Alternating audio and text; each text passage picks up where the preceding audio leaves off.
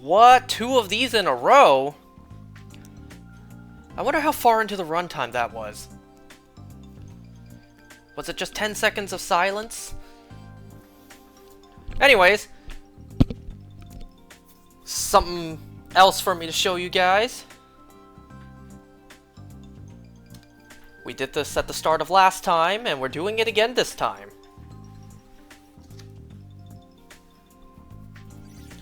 Yes, new stuff transferred over. A total of 4. So, what did I transfer over this time? Just know that for one of these, I got some explaining to do. So first, let me enter my Violet.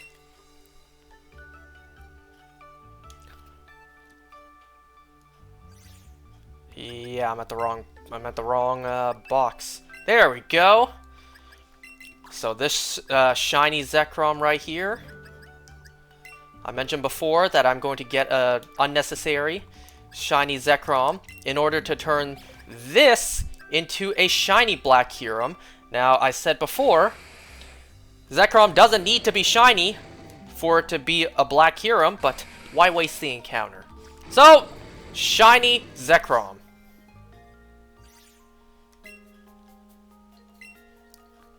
Notice how I changed my Landorus form?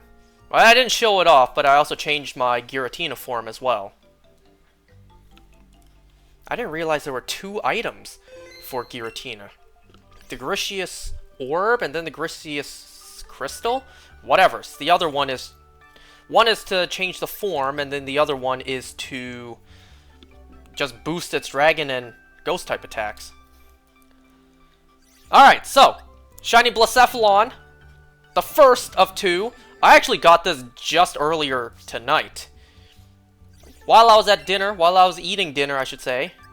This showed up, finally. 6 days of resetting for this.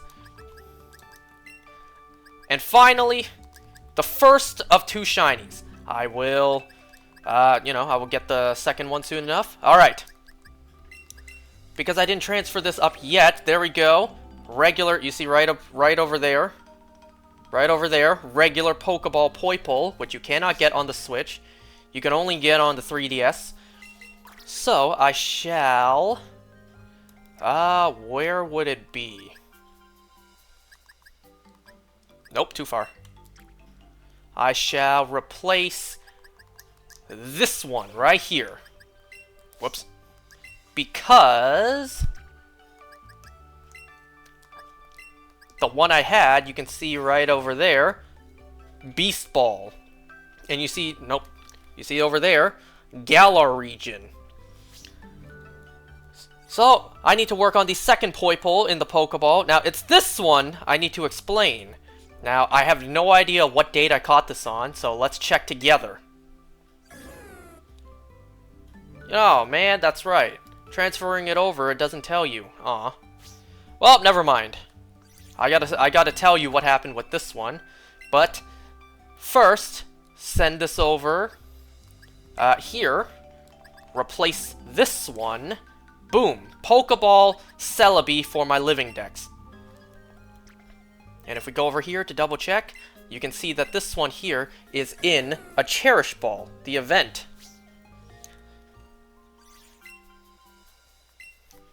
And that's everything to show off. For now. Until I get that second Poipole, that is.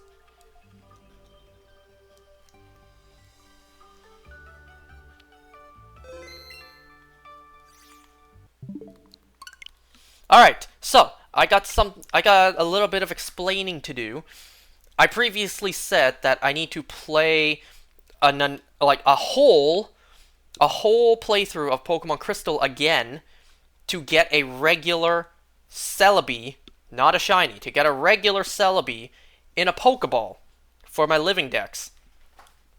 Because everything in my living dex, if I can help it, is in a regular Pokeball. So, you know, not counting Mythicals in Cherish Balls, because, you know, stuff like that you can only get in a Cherish Ball, and nothing I can do about those. But, you know, before the Wi-Fi servers for the 3DS dies and Pokemon Bank can no longer connect to Pokemon Home, now would be my only chance to get a regular Pokeball Celebi into my Pokemon Home. Because as I said before, I think the chances of us in the future getting any sort of event to get a Celebi in any Pokeball we want, let alone a Pokeball, is 0. So this was my one and only chance before Pokemon Bank dies. So yeah, I said before I need to play an entire Pokemon Crystal again. Did I do that? If I did, it's like, my, you played that mighty fast. No, I did not. And here's where I need to explain what happened. Because if you even notice, too, that Celebi was my OT. So here's what happened. So I was preparing to do a new Crystal playthrough. But before that, what I wanted to do was I wanted to trade over anything valuable from the Crystal I already had played to my actual game and then restart the save copy. So trade over my team so that they're not lost forever, and also trade over any items too. I already used the Master Ball, so that's besides the point.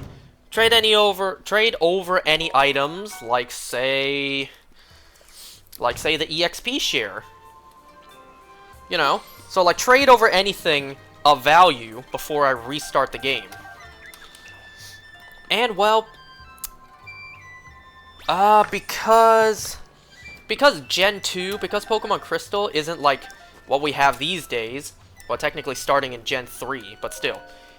The PC boxes aren't like what we have these days where we can just like go back and forth between them. Back then, you can only have one PC box at a time.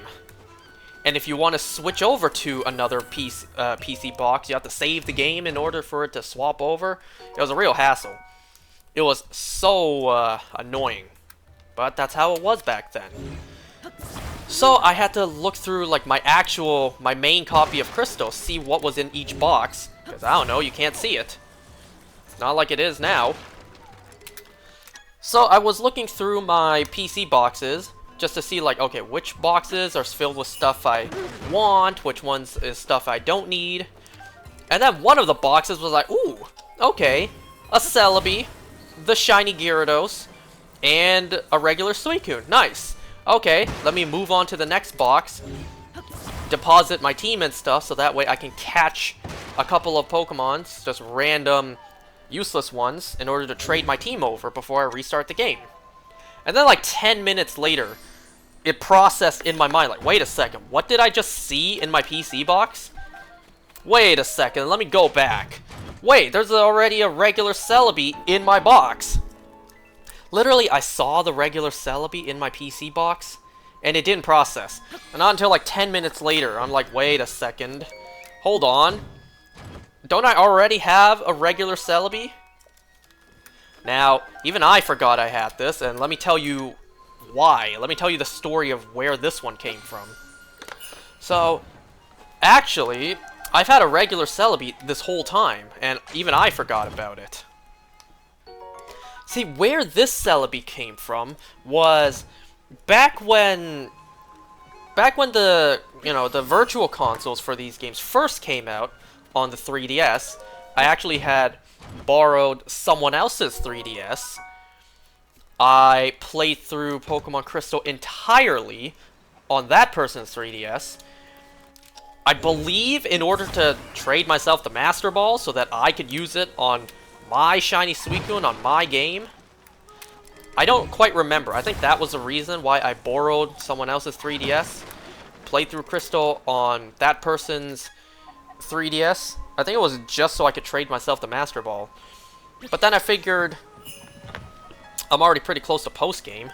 Like, finishing at least the first 8 gym leaders and then doing the Elite Four. I may as well just regularly catch the Celebi and the shiny Gyarados and just trade them to myself before I return the 3DS. So I believe that's where that regular shiny... I'm too used to saying shiny Celebi. I believe that's where the regular Celebi came from. Way back when the Virtual Console first came out. And so I played through the game on someone else's 3DS just to trade myself the Master Ball. And I said, why not just get all the valuable stuff and trade it to myself before I return it? So I already had a regular Celebi in my PC the whole time. I just completely forgot. And bam, that's the Celebi you just saw. So, regular Pokeball Celebi in my living decks.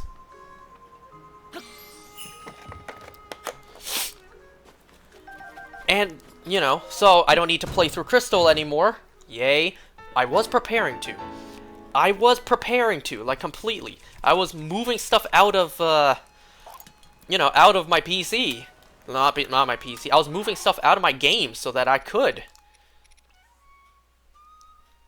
Actually, let me use this one first, in case I get the Gloom Sword.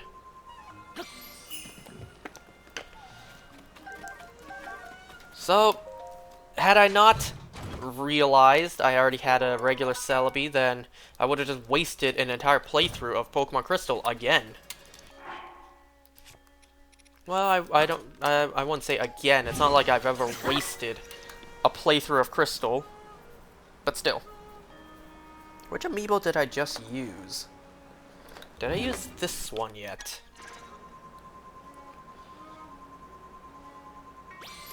Yes, I did. What about this one? Yes, I did. So I've actually been pretty eager to play this game again, just because I'm excited. I'm ready to just grind and, you know, get the stuff I need. Because I did look up grinding Star Fragments and Dragon Parts. And then once we're done that, we just need to wait for the next Blood Moon before we can finish off with the Construct parts. So yeah, anyways, big change to plans. What? Big change of plans. No need for another playthrough of Pokemon Crystal. One shiny Blacephalon is down. Now I just need the other one. And also, today, like I said, just like for the Pokemon Crystal playthrough, before I reset the Ultra Moon that shiny Zekrom came from, I was moving stuff out and just trading over to myself everything valuable. So, like, valuable to me, the Master Ball, Max Revives, Beast Balls, a rare candy. So, like, everything valuable, I traded the item over to myself. Every Pokemon I had that was available, sent it over to myself. Got the you know, the event Magearna via QR code. Well, not really event, but still. I got the Magearna, traded that to myself, and now I am ready to restart Ultra Moon for the other for the second regular Poipole. Yep. Now, let me tell you about that shiny Blacephalon I got tonight. I almost failed it. I was on the brink of failing it. So, it turns out a level 60 Poliwhirl is not high enough level to tank any of Blacephalon's moves. So, almost instantly, my Damp ability Haver died. So, you know, I was sitting ducks. I got lucky enough so that Blacephalon did not ever use 2 Mind Blowns in a row. What I ended up doing was I had to count how many times it used Mind Blown, which it only has 5 PP. So I counted every single time it used Mind Blown, and then once it did, except for the last time, once it did use Mind Blown, I used my Blissey's Heal Pulse.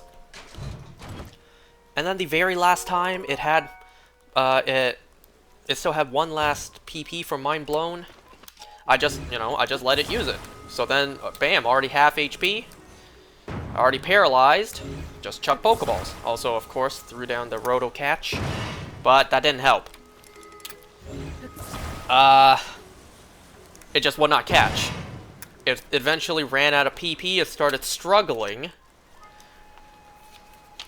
And so, you know, I had to maneuver my way around that. It's like, okay, Blissey has Heal Pulse.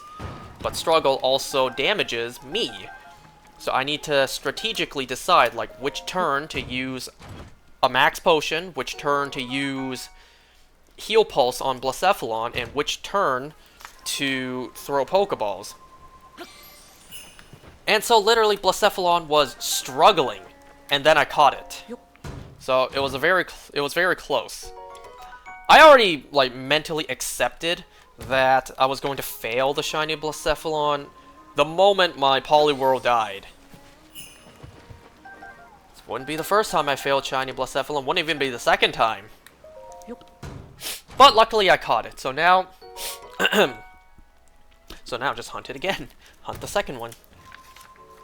And then officially I would be done with my friend's 3DS, unless I think of something else to do while I still have it.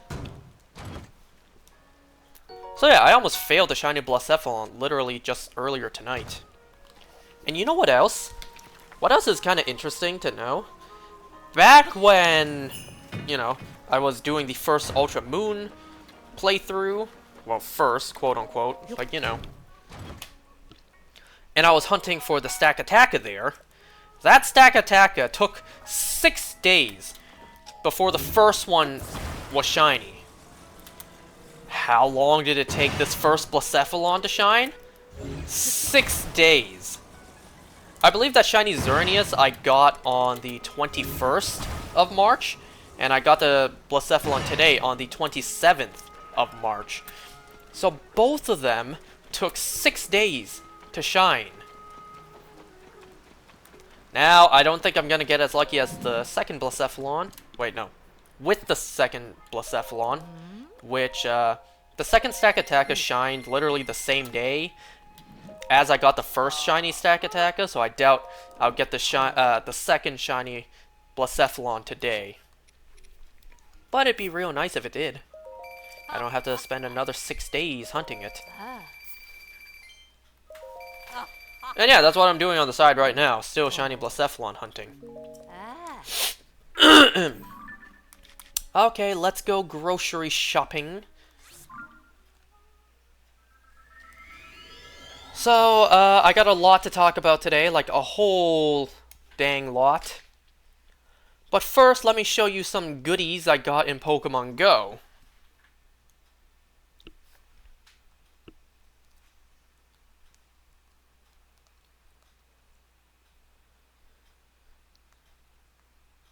Today, I even forgot I got this today.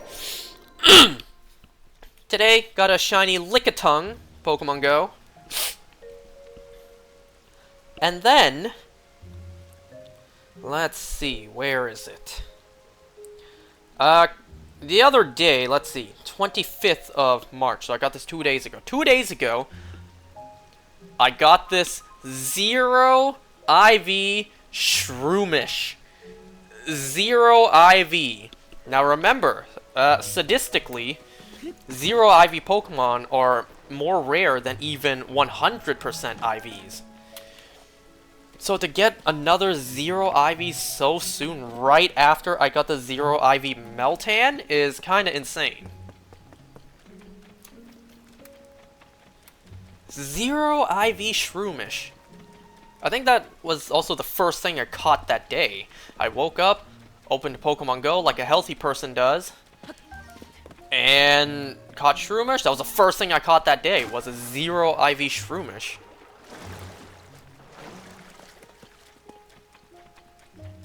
And, well, this isn't really anything too special, but I'll just mention it anyways.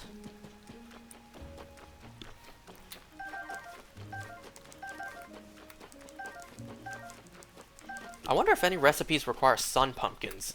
Like, requires sun pumpkins, and, you know, cannot be substituted with regular pumpkins. So today, not a shiny, not a hundo, Tapu Lele that is double XL. Yeah, that's it.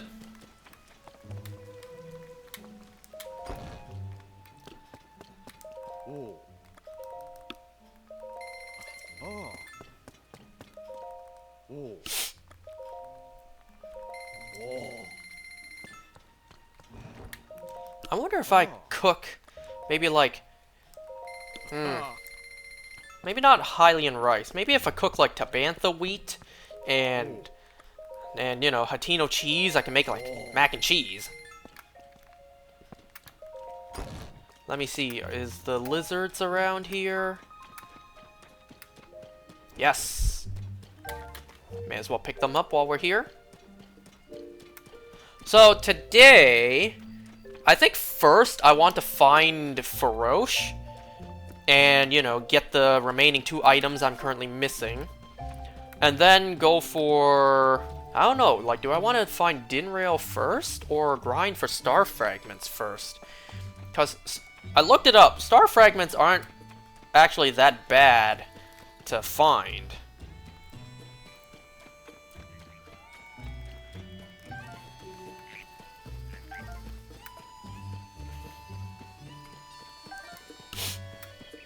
Maybe I'll do the star fragments first. And then last we'll find Farosh. And, you know, we'll just... Oh, I heard another frog. No? Like, maybe I'll do... I'll find Farosh. Then I'll do the star fragments. And then... and then Dinrail. And, you know, whenever the next Blood Moon happens, go for those construct parts.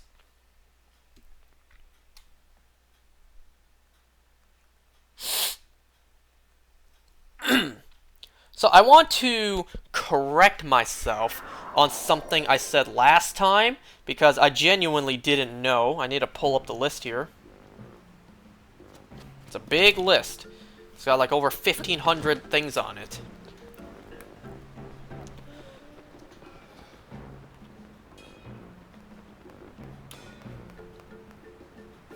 Scroll all the way to the bottom.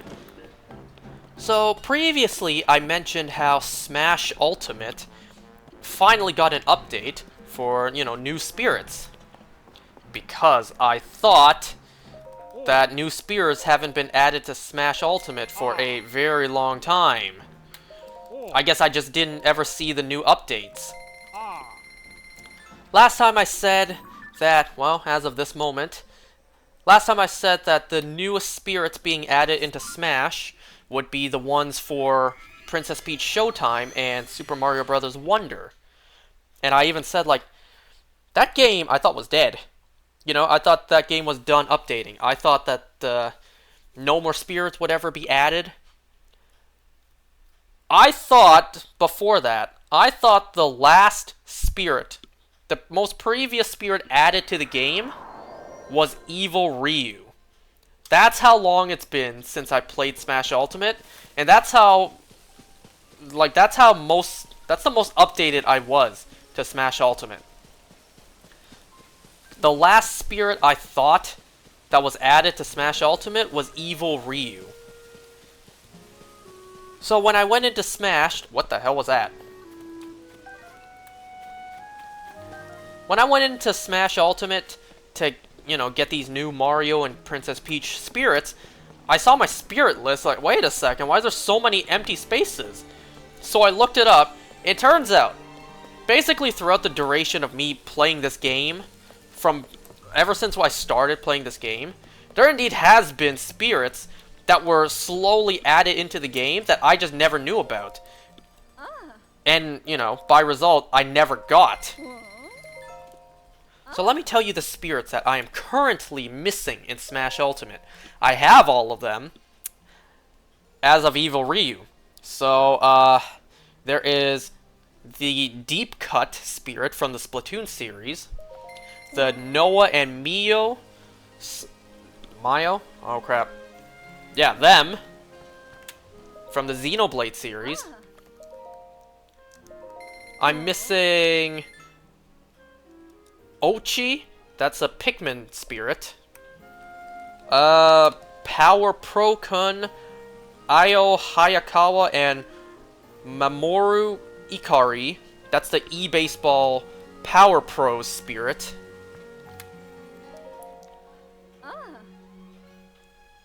Zagreus, I have no idea where that's from. Ogerpon, Terapagos, Sprigatito, Fuecoco, and Quaxley. I'm missing those spirits. And yeah, those are the spirits I'm missing, because then after that, it's the Princess Peach and Mario ones. So, this whole time, I've been missing spirits, new spirits, added into Smash Ultimate, and I just never knew. I guess I just never heard the news of new spirits being added. So let's see, I'm currently missing 1, 2, 3, 4, 5, 6, 7, 8, 9, 10. 10 spirits! Oh, I also didn't mention Koraidon and Miraidon. I'm missing 10 spirits in Smash Ultimate.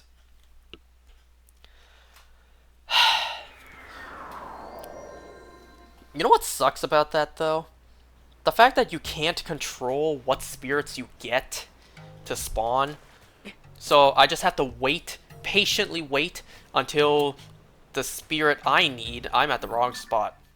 I just need to patiently wait until the spirit I need shows up on the spirit board. And who knows, that could take days, months, weeks. I said that in the wrong order, but whatever. I just have to be patient, always check the spirit board to see if those spirits I need will ever show up. Did I mention Rauru? There was a Rauru. I think I saw... Yeah, Rauru. Rauru in this game. A spirit of him was added into Smash Ultimate, and I had no idea. And I think make that 11. 11 spirits I'm missing. Basically every spirit between Evil Ryu and, you know, the Princess Peach Showtime. I'm missing all those spirits.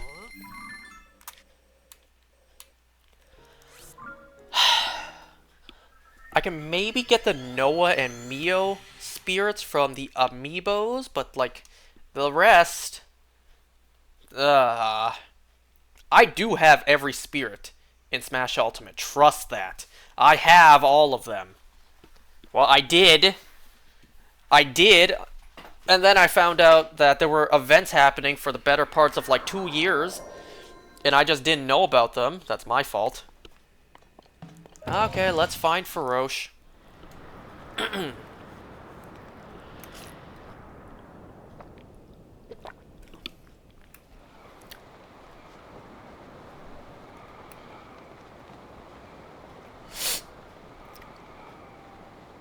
So, got a couple things to talk about today. Walking Dead, The Ones Who Live, Episode 5. Trust me, we'll talk about that. But before we talk about that, so I wanna tell you guys, like, what happened that day. So, this past Sunday, when Episode 5 of The Walking Dead, The Ones Who Live aired, I missed it. I missed the episode. I do not see Farosh anywhere. Maybe...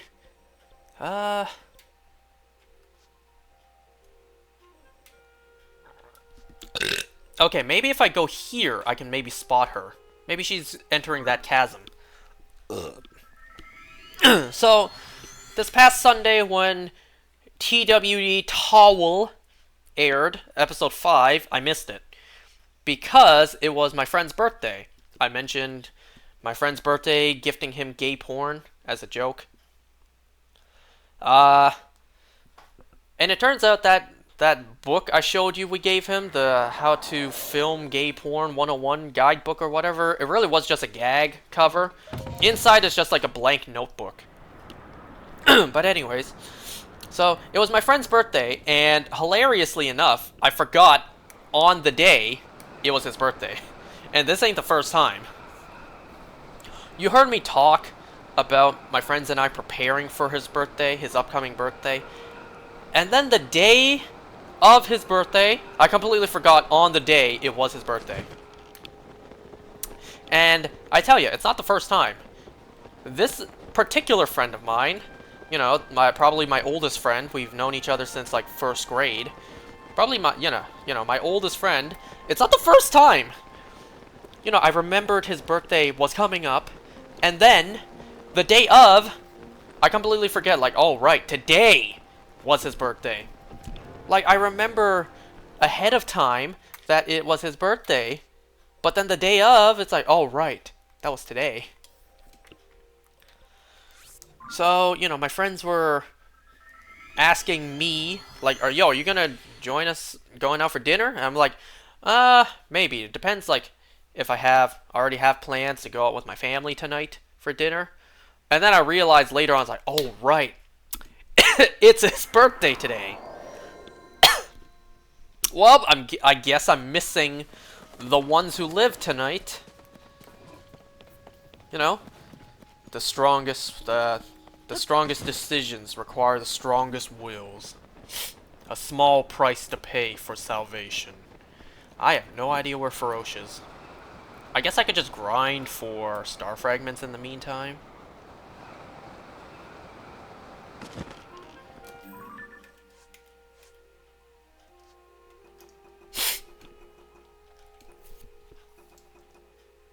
I mean, I could just go into the depths and see if maybe she's down there.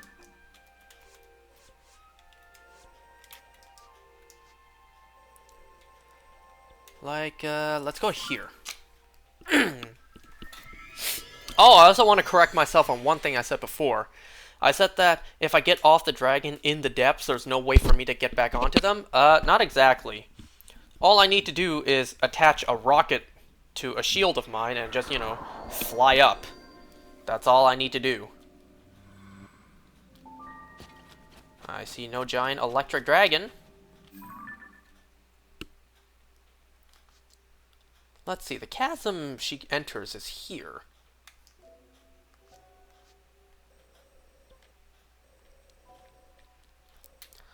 Like, maybe she's over here? Maybe she's just about to exit the depths?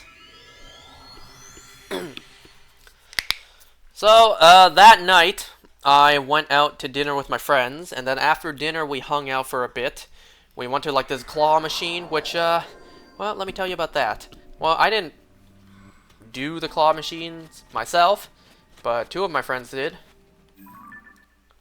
And, well, let me tell you. There was a cute girl working there, but, you know, I already lost before I even began, you know, because like I always say, all my friends are taller than me. So who do you think the eyes go to when a 5 foot, I wish, 6 foot, I wish, when a 5'6" guy is standing next to a bunch of towers of pure muscle and testosterone? Who do you think is gonna be, you know, noticed? Or who do you think the eyes are going to go to primarily? I tell you, not me. Well, if the eyes did land on me, it will be because I'm the oddball, the one that doesn't fit in the group. But then, you know, the eyes with desire or whatever, yeah, those eyes go towards everyone but me. So, the cute girl working there, shit. It's like, clearly, it was not meant to be if I was standing around these walking bodybuilders. Well, like I said, I was losing before I even won, before I even, you know, had a chance. Okay, I guess no Feroce. So the guide I saw for star fragments actually is here as well.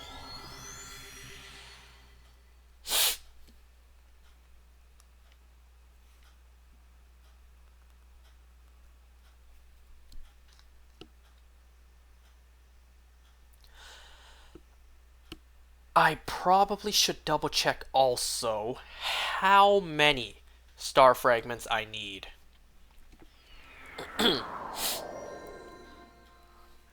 So let's see. First things first, I go over here and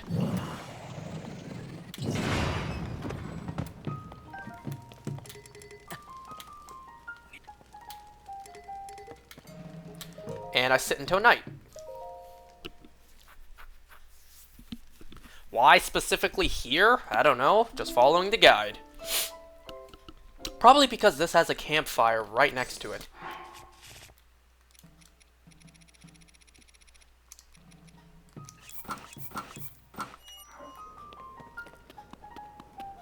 And if I happen to see Faroche, well, abandon the idea of doing star fragments right now. We're going for Faroche.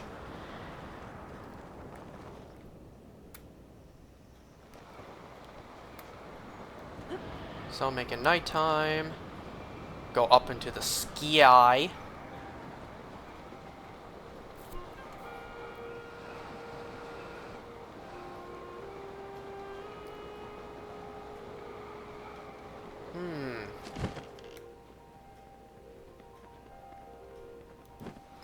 Did I do this wrong?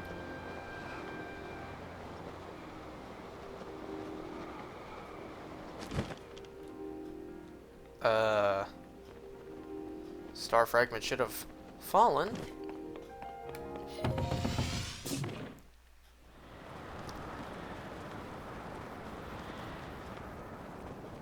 I hope it didn't fall in the distance.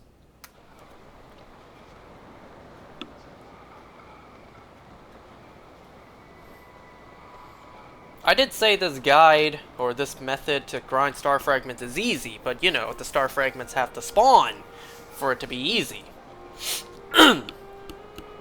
So yeah, after the claw machine, we went back and forth like what to do next. Well, first we got ice cream, and for the first time in my life, I tried this ice cream.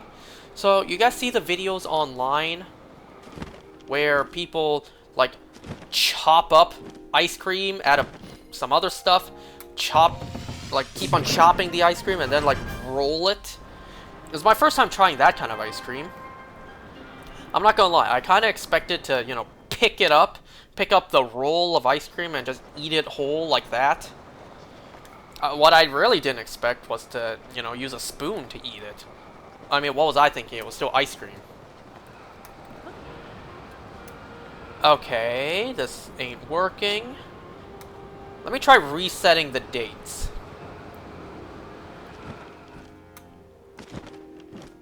Wait, that's too far. Too far.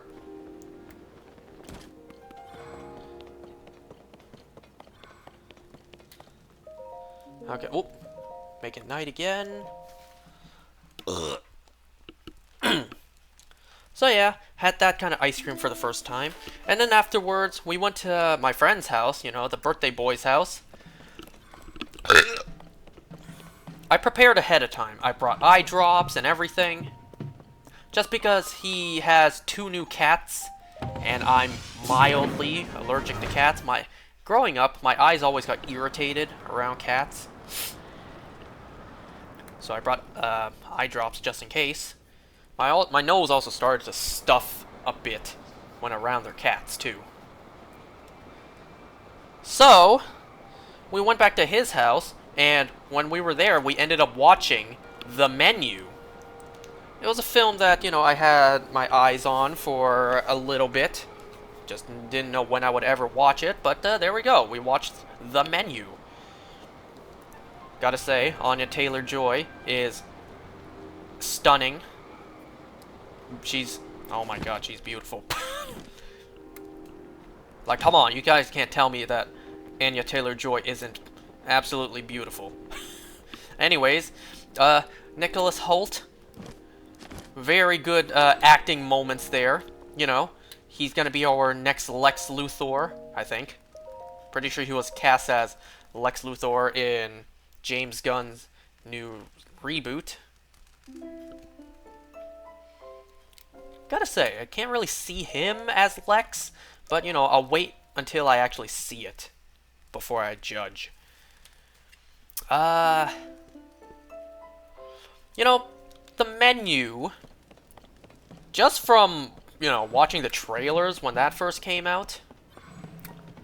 Oh, you know what, speaking of which, before I get into The Menu, let me mention this also. Today, what came out was the Spider-Verse, the Spider-Within, whatever it's called, the short film. I'm gonna link that down below. I completely forgot that was even happening, the short film for the Spider-Verse. Oh man, I thought I heard a little sparkle for the star fragments.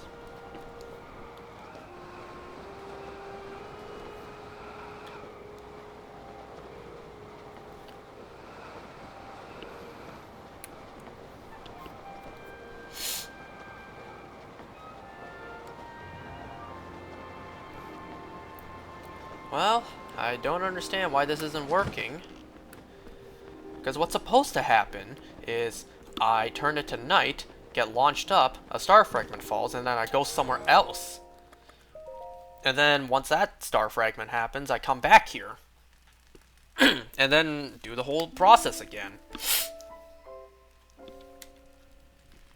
Okay, let me try one more time. If me being actually, let me try this. Now that it's night, reload the area.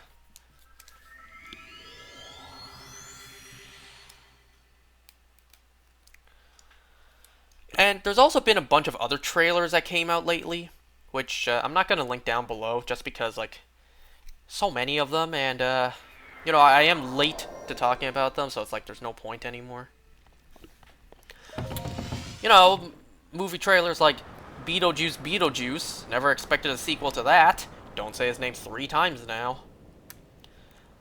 I don't remember a damn thing about the original Beetlejuice just because it came out so long ago, and it's been so long since I watched it. My sister absolutely hates Beetlejuice because she's terrified of him. And she also thinks it's stupid. Growing up, I didn't realize that Batman was Beetlejuice. I didn't know Michael Keaton was the actor behind Beetlejuice. So anyways, there's that, the trailer for Beetlejuice. There's also the trailer for the new Alien movie. Nice. And I also didn't mention this. It's been like it's been more than 2 weeks. So March 10th, Mario Day. Today's the 27th of March, so that was 17 days ago. The sequel to the Mario Brothers movie was announced. And some other stuff that was announced, not Mario Galaxy 2 port, unfortunately. What was announced was like Mario and the Paper Mario and the Thousand Year Door. That's being ported to the Switch. Nice. Star Fragment. Nice. And now I head back here for some reason. Well, probably just to make it night again.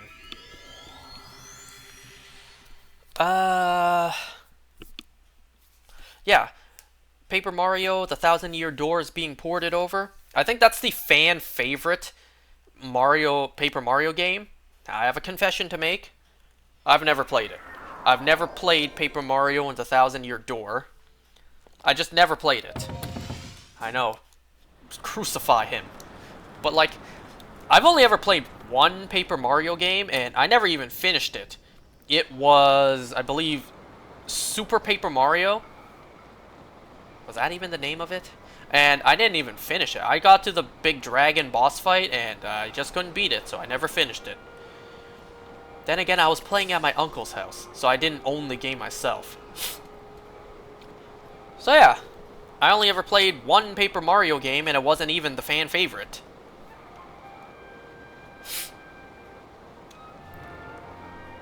Well, I still have no choice but to patiently wait for a Mario Galaxy 2 port, and the dying dream of anything to do with Mario Galaxy 3, or a Mario Galaxy Maker.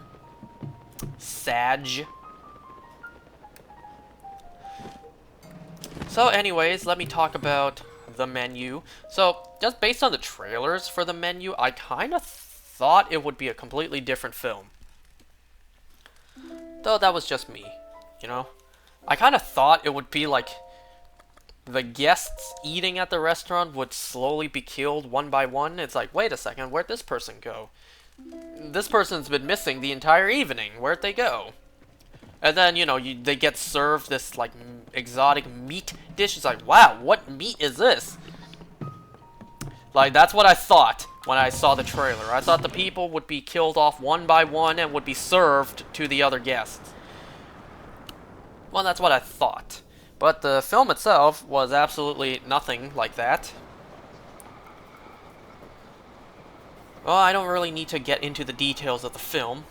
I gotta say, the only scene I really knew about the film before watching the film was the cheeseburger scene.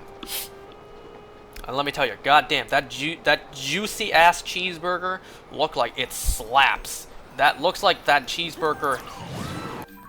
It absolutely hits hard.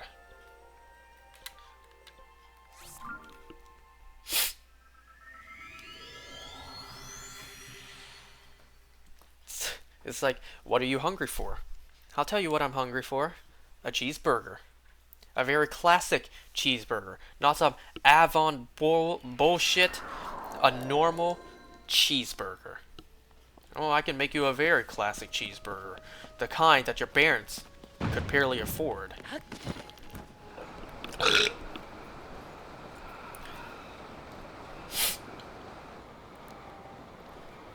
And you know, some scenes in the film, sure, some of the food they served was absolutely ludicrous. Like the first dish was served on literal rocks from the island. But it was the breadless sauces, like breadless dish that normally you eat with bread.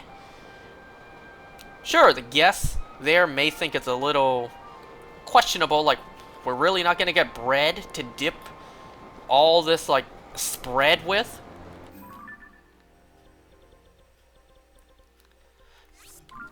But, you know, it's actually not that outlandish. It's like, in like some very, very high class and fancy restaurants, majority of us will never be able to afford. They actually do that. Well, maybe not to that extreme, but they actually do have dishes where it's literally just like condiments or a sauce or whatever on a plate, and you're literally intended to lick it off. Like, that actually exists. There actually exist restaurants out there where they serve you some sort of spread on a plate, and they intend for you to just lick it off.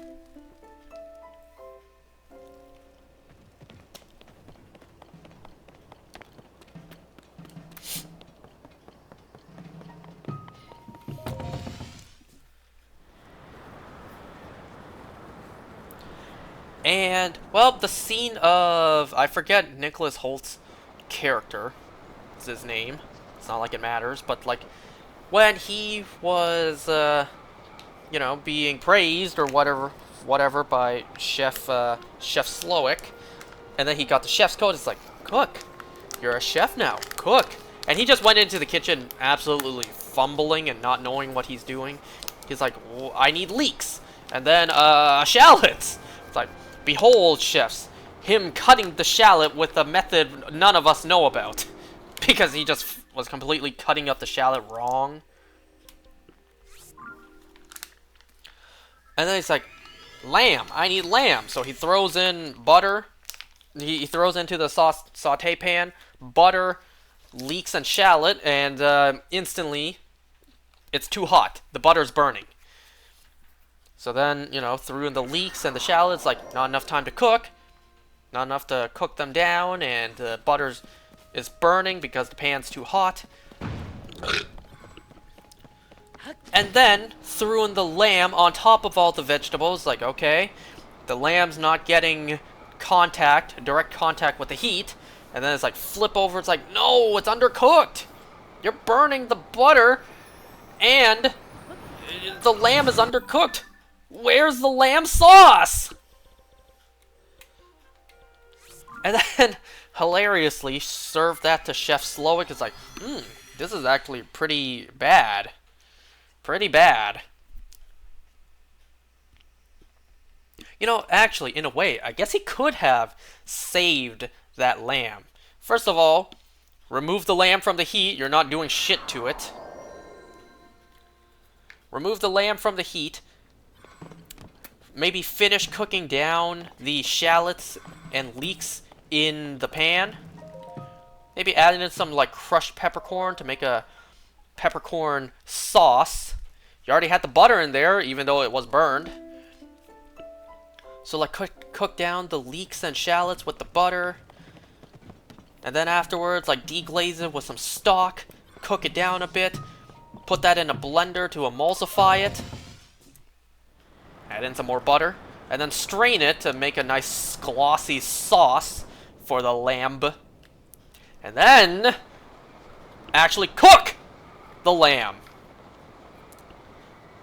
So in a way, you could have saved what was in that pan by making a peppercorn sauce that included leeks. So you could have done that, but he didn't know what he was doing.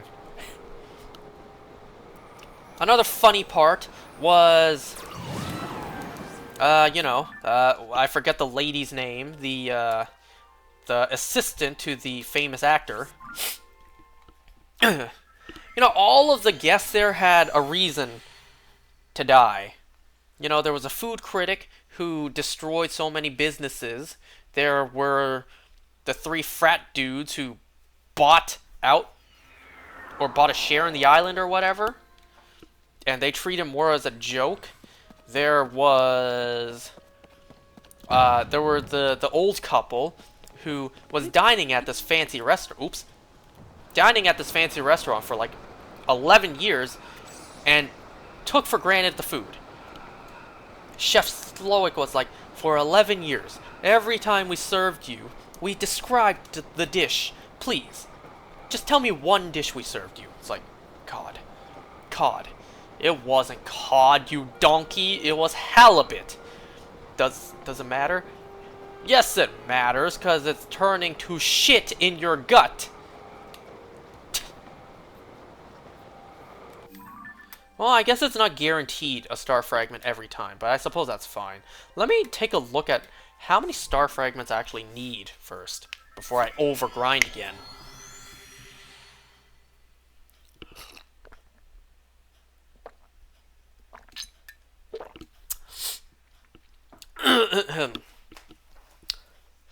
But yeah, everyone had a reason to die, even the famous actor. He was like, on my one day off, I watched that movie you're in, and I absolutely hated it. I despise that movie you starred in. He's like, but I only acted in it. I didn't write it. I didn't direct it. Yes, but you as the actor are the face of the project, and so I blame you. And then the famous actor's assistant lady, whatever her name was, is like, honestly, she didn't really have a reason to die, besides just being wealthy enough. It's like, where did you go to school? I think she said Brown. It's like, student loans? No. Oh, I'm sorry, you're dying too. No student loans, meaning she was able to afford her school herself. Student loans? No. I'm sorry, you're dying too. So let's see, I currently have 5. I need 3 more for this. 3, 4, 5, 6, 7, 8, 9, 10, 11, 12. Holy shit.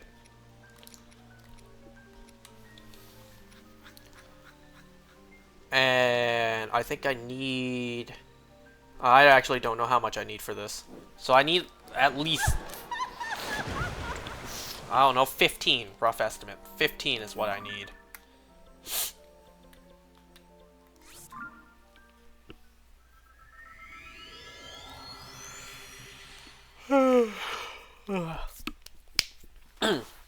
So, Margot, even though that's not her real name, played by Anya Taylor-Joy, Margot kind of outsmarted everything. Outsmarted the system, by ordering the cheeseburger. And then she's like, it appears my eyes were more hungry or bigger than my stomach.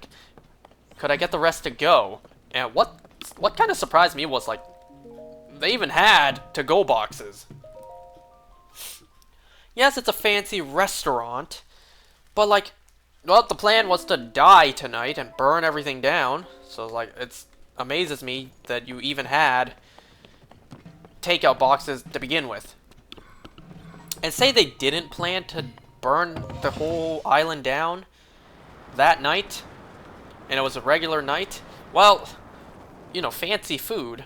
These expensive restaurants, the portions are extremely small.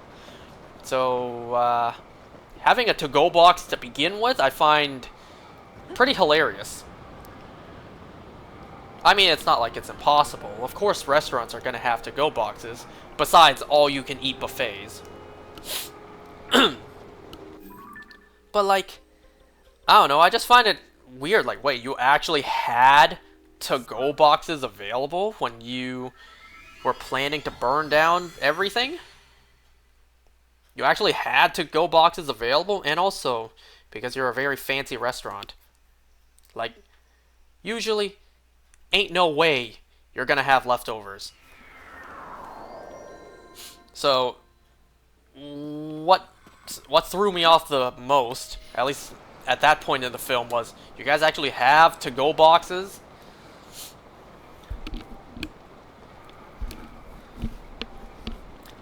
So the last course was s'mores, and that's what was going to burn everything down. What's actually funny is that the actor who played Chef Slowik, in the behind the scenes, the actor was like, nobody outside of America knows what a s'more is. So he's like, I just like expressed how I believed the chef would think about a s'more. And he's just saying, like, s'mores, what an abomination to mankind. Squishing chocolate between graham crackers and involving marshmallows. Like, what a abysmal food combination.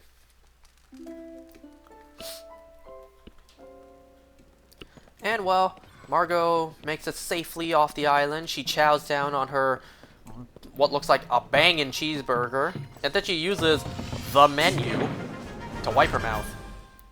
To wipe her mouth with it. I don't know. Like, I liked it. I enjoyed the film. My sister, though, she didn't like the film at all. Taste is subjective, I suppose. Okay, so before we talk about The Walking Dead, let's talk about that short film real quick for Spider-Verse. Nice, nice, nice. Gimme, gimme, gimme, gimme.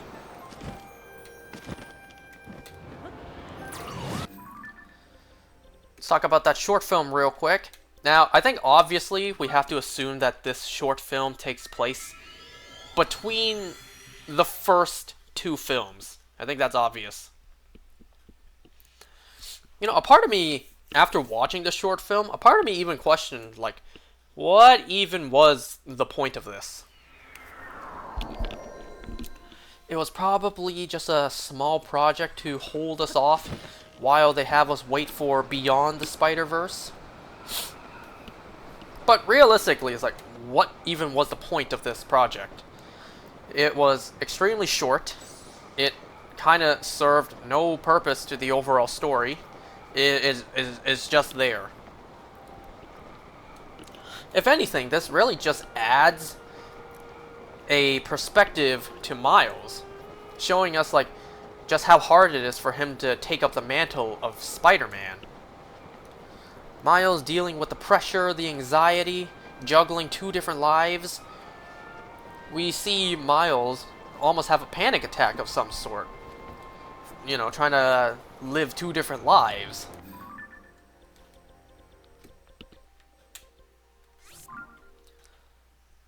And yeah, part of me questions, like, what even was the point of this? It added nothing to the overall story, but we have it.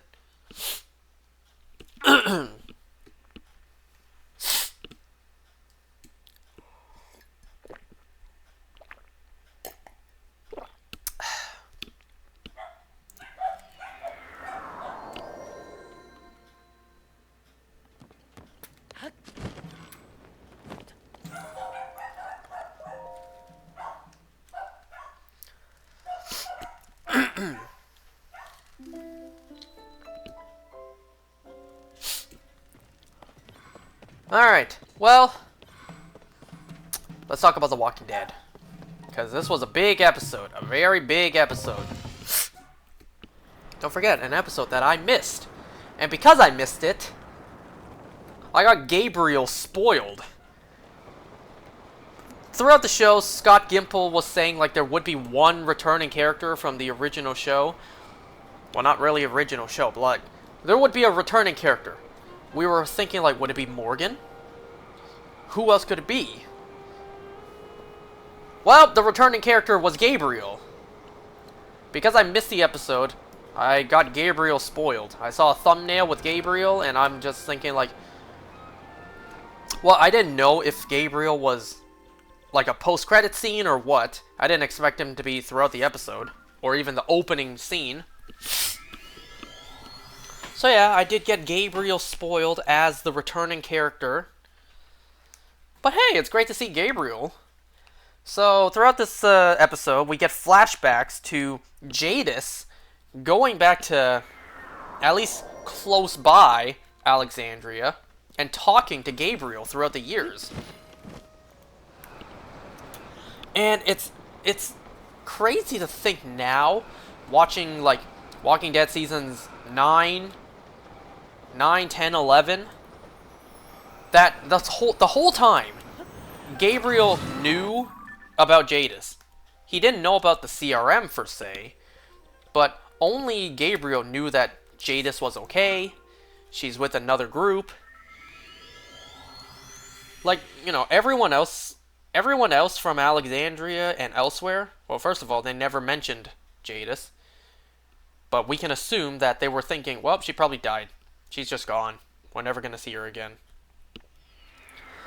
So the fact that Gabriel knew about Jadis and was actually talking to her and kept it a secret the whole time just adds some interesting context.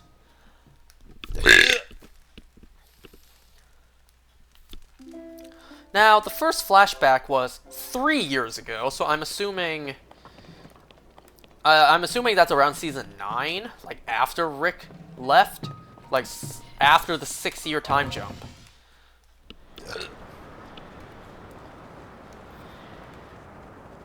Because then it was 2 years ago, and Gabriel mentioned that, you know, it was right after the Whisperer War.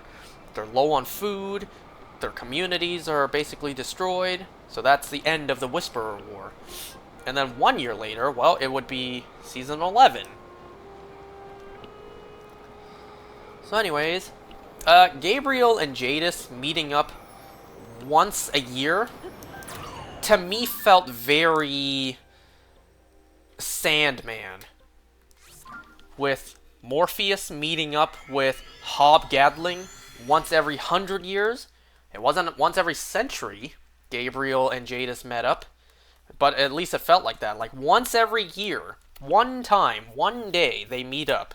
It felt very Sandman, Morpheus, and Hob Gadling to me.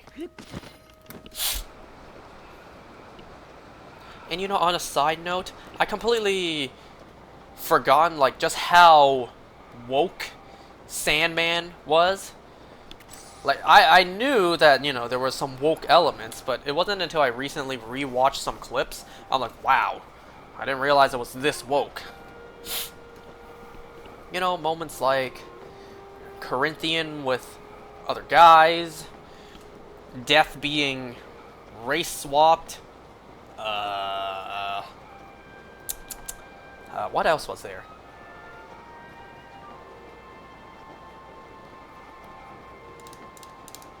Oh, right, who can forget? Joanna Constantine.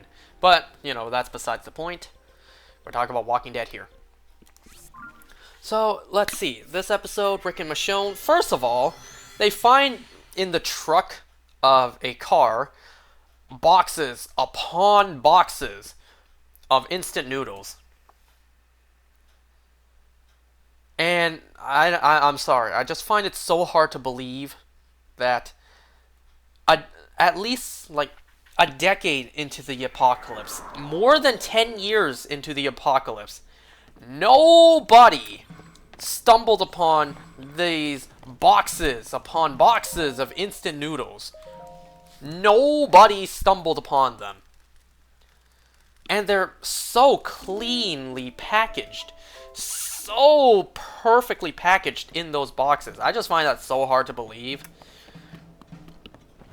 Like, 10 years later, more than 10 years later, in the zombie freaking apocalypse, all this instant noodle. Ooh. Oh, wait, no. I did see Feroce. Great! Alright, we're gonna go and get those last 2 Feroce parts we need. And maybe even a star fragment right now while we're doing this. Pretty please.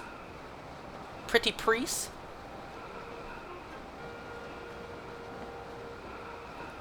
But yeah, I find it so hard to believe that all that instant noodles would be right there after all this time. Okay, let me just make sure. So obviously I have horns from Ferosh. I have the spike, obviously. I'm missing a scale, and I'm missing a claw. But I have the fang. I have more than enough fangs from last time, because of last time, where I wasn't thinking clearly, due to my exhaustion.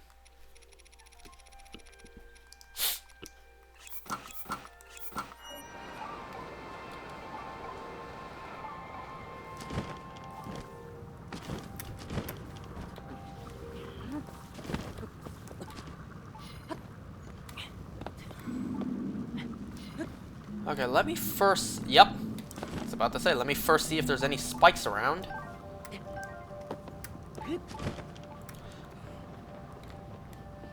Ooh.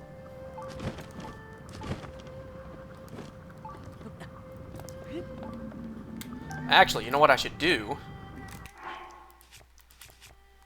Because I need a scale. Okay, now I wait the 10 minutes. I wonder if I can be shocked just standing without shock proof. Well, maybe when she recharges. Now we just have to wait 10 minutes and then get that claw. Wow, this also makes it so much easier to spot the spikes.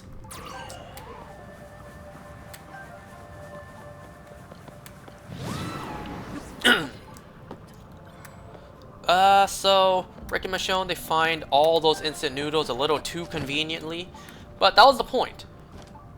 You know, the point that even Scott Gimple said himself, like, it's going too well right now.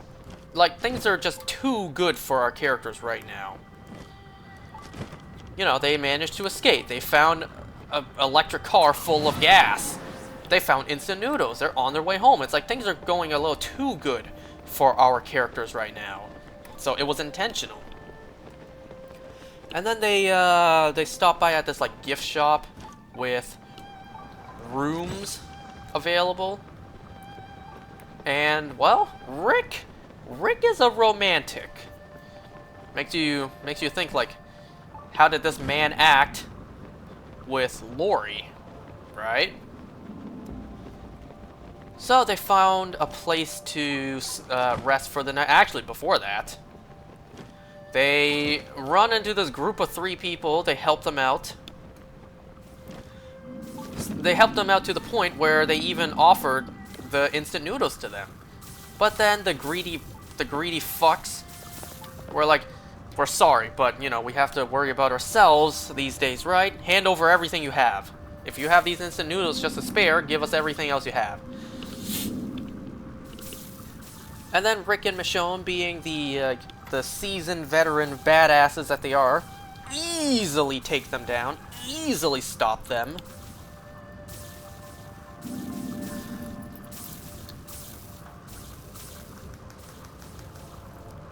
And then they made them promise, like, just promise you won't do this to anyone else. We'll believe you and we'll leave. It's okay then. So then they rest for the night. And they wake up with Jadis finding them. And Jadis was like, you two left breadcrumbs of where you were. Sorry. It's like, the two of you, your disappearance was suspicious. And then you also left breadcrumbs. There was a yellow car parked outside. You left dead along the way, as well as noodle wrappers down the road, the one road to Virginia, you know, heading towards Alexandria. I think she said Virginia. So yeah, Jadis found them with ease. So then there became this big chase, you know, chasing after Jadis, trying to kill them, blah blah blah. But then Jadis actually after a big car chase and then a car crash, an injured Jadis runs into the three people that Rick and Michonne found. And when they first showed up, I'm like, well, what is the point of these new characters? Why even introduce them? Later on, introduce them just to die. But before that, just for Jadis to use them. And, well, those characters died. It's also interesting to think that the flashbacks with Gabriel... well, I'm glad they actually pointed this out, because I did, when episode 1 came out. Jadis asked Gabriel, like, how's Rick's wife doing? His wife? Wasn't she, basically? It's like, well, not officially, but yes, as if that matters these days. So, I said at the episode 1, Rick and Michonne technically aren't married, but like at this point they're basically husband and wife.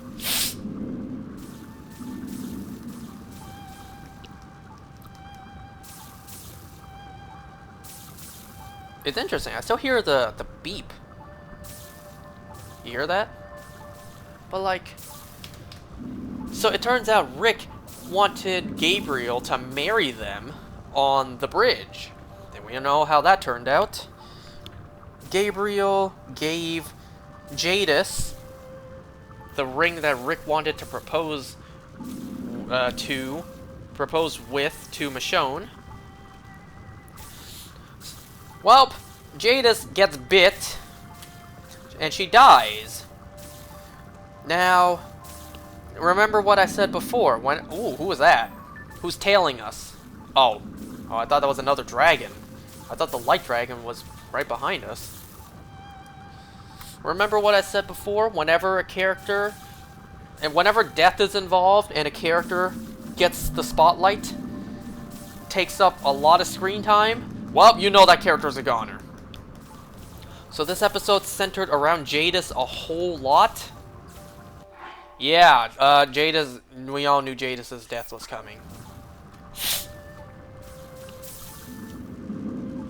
So Jadis gets bit. She comes clean and tells Rick where the dossier was, telling the CRM about where Alexandria is, telling them all about Alexandria.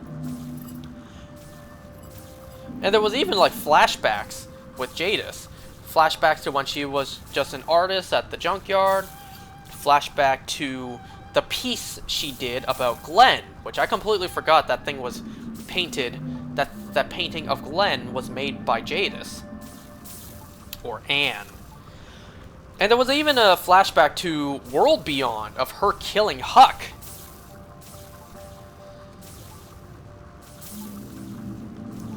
Actually, before Jadis died, she even revealed that had Rick stayed at the CRM, Major General Beale was going to give him the Echelon briefing.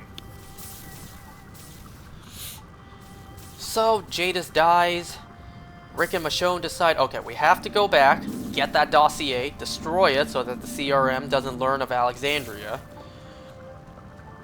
Rick needs to go back, get the Echelon briefing so it doesn't seem suspicious. While Rick is getting the Echelon briefing, Michonne sneaks out, grabs the dossier from Jadis' room, destroys it so they can escape.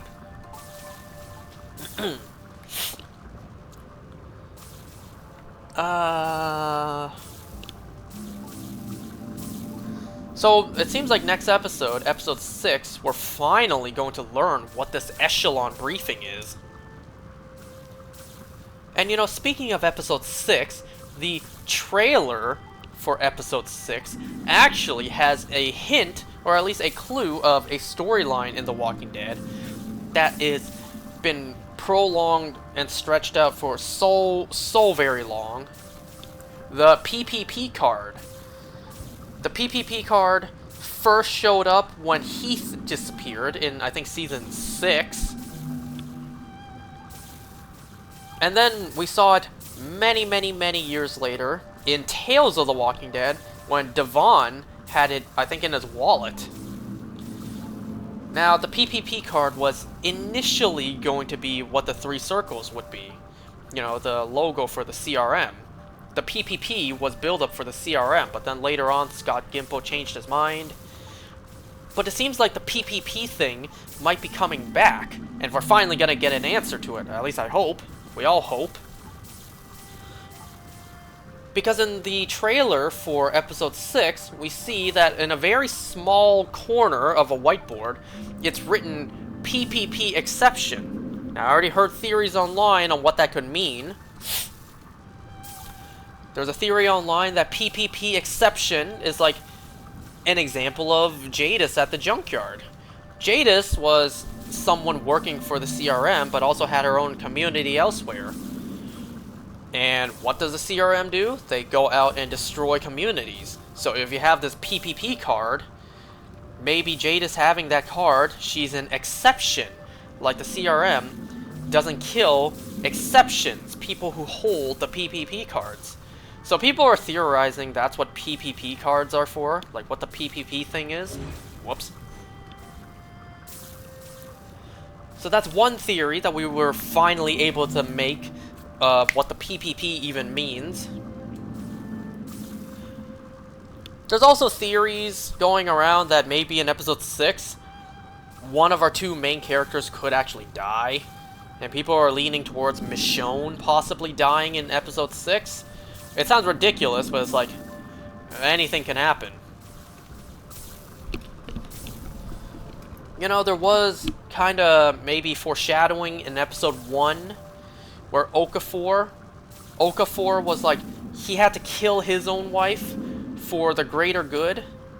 So, you know, maybe that was foreshadowing that Rick has to kill his wife for the greater good, for whatever reason. There's no way they would kill Michonne this early. They could if this really is just a one-season show. I think Ferocious charged up now. At least I hope she is.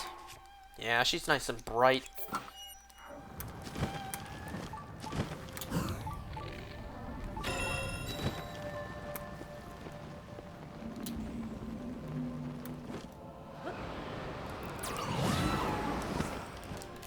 Ooh, and that claw!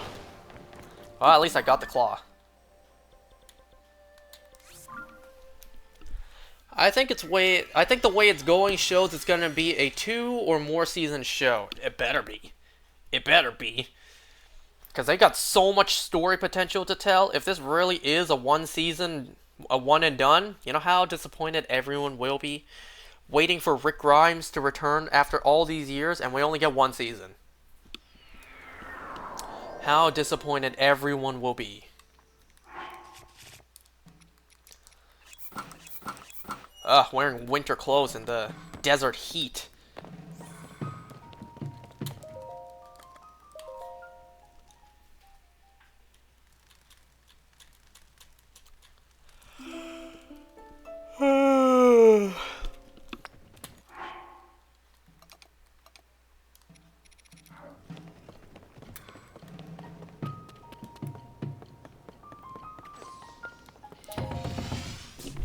I think they should make a second season of Daryl Dixon, and that in that season he figures out he's alive and he tries to go back.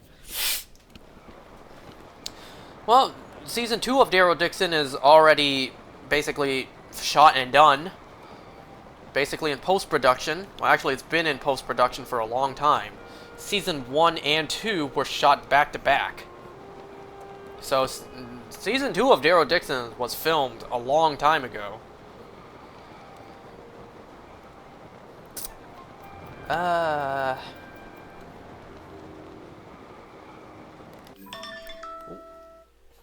I'm just trying to think, is there anything else to say about episode 5? Rest in peace to Jadis. Jadis was such an incredible and complex character. And the only character to show up on 3 different shows. She was in the main show, then she showed up on World Beyond, and now The Ones Who Live. With a shit haircut.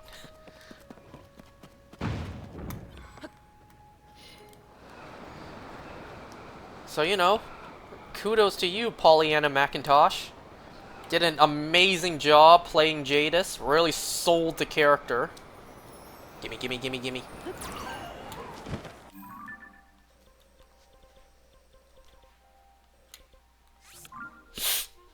Whoa!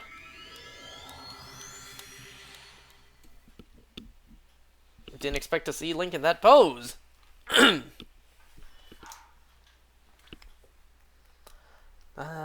What else? What else?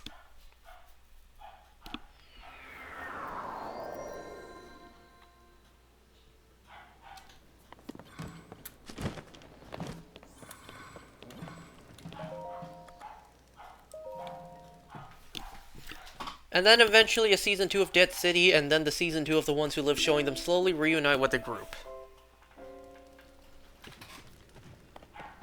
We all want that. We all want these shows to get multiple seasons, and eventually maybe a Season 12 of The Walking Dead that takes place after all these spin-offs where the characters reunite, or some new spin-off where they do reunite there.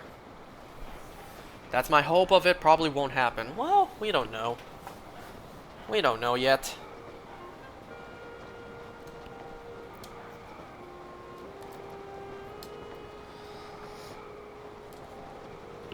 You know, there's also talks online. Nice. There's also talks online, like, if this really is the end, it is going to be so disappointing.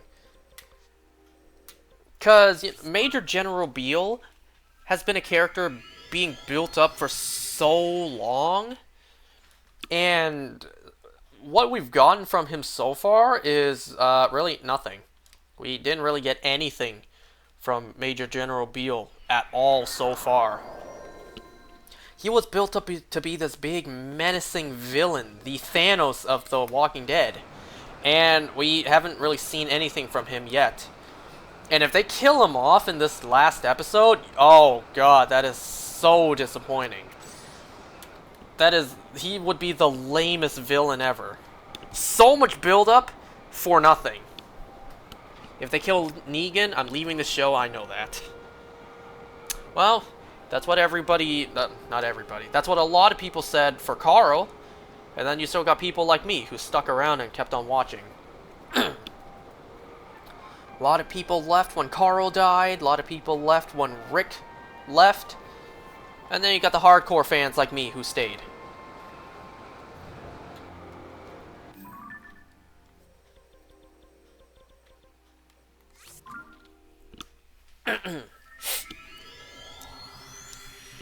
You know, I'm pretty sure I mentioned this last time. I think I mentioned this, but I'll say it again. I think the timeline plays out backwards of how we got it. So after the Walking Dead main show, it's The Ones Who Live, Daryl Dixon, Dead City. So I think the timeline plays out backwards of how we got it. Yes, I agree. You don't even watch the shows. Welcome to the club. I stayed even though the last season's shit. Season 11 was aight. It was rushed. It was just trying to wrap up everything too fast. The Commonwealth arc definitely needed another season. And, you know, with it being the last season, the Reaper storyline really was pointless. But anyway, so we all know that the Walking Dead timeline is botched. They did a garbage job keeping the timeline clean and tidy. The timeline is so messy. It's up to people like me who have nothing better to do to come up with reasons to explain the timeline.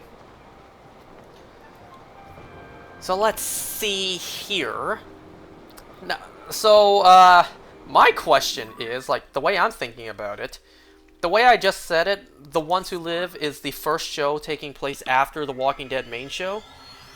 But the question now is, which one takes place first? The Ones Who Live or Fear the Walking Dead Season 8? Now, let me explain. So the first 3 seasons of Fear takes place even before, episode 1 of The Walking Dead, so don't need to worry about that. But season 4 of Fear takes place after season 8. Season 8 of The Walking Dead is like roughly 2 years into the apocalypse. So 2 years in, and then every season is a year after. So season 4 is about 2 years in, season 5, 3 years, season 6... I already lost count. But you get what I'm saying. Season 4, 2 years in. Season 5, 3 years in. Season 6... Shit, why can't I count? It's so confusing. Season 4 is 2, so it's like 2 numbers less. So season 7 of Fear the Walking Dead would be around 5 years into the apocalypse. And then after season 7... Wait. Yeah, after season 7, which takes place around 5 years into the apocalypse, there was a 7-year time jump. So season 8 takes place 12 years into the apocalypse. The same time as season 11 of The Walking Dead. Season 11's about 12 years in.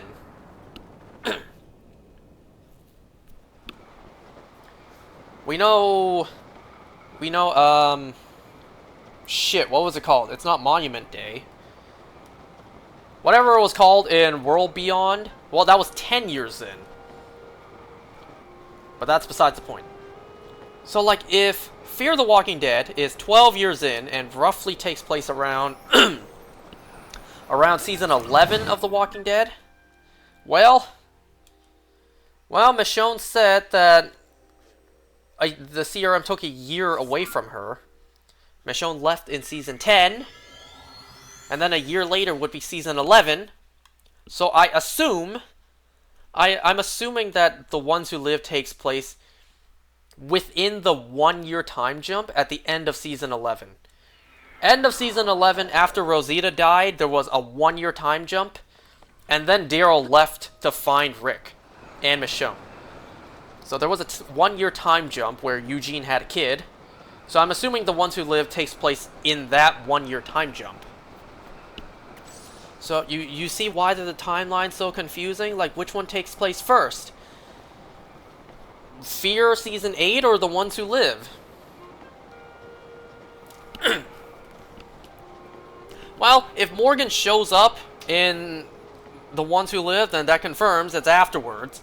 Because at the end of Fear, Morgan leaves to find Rick. So in a way, the timeline would kind of go Walking Dead season 11, Fear season 8, The Ones Who Live, Daryl Dixon, Dead City. God, the timeline is so messy.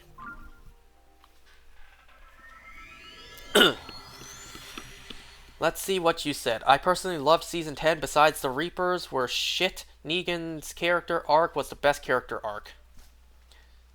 Depends on what events happen before season 8. I'm not there yet.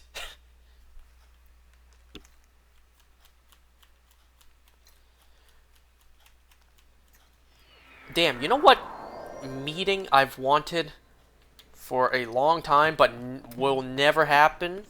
I've always wanted to see Rick meet Nick. Yes, I know they rhyme. I've always wanted to see Rick Grimes meet Nick Clark. Well, that can't happen because Nick died in season 4. But seasons 1 to 3, when those were airing, I wanted to see a crossover, and I wanted to see Rick Grimes meet Nick Clark. That's not happening. That's never happening. So I guess the next best thing is Rick meeting Madison.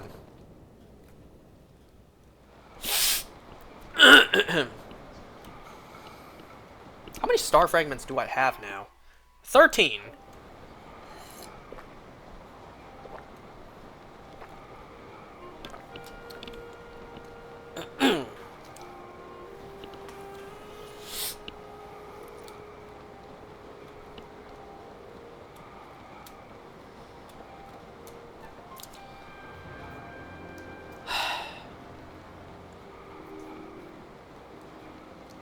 Well, no star fragment here.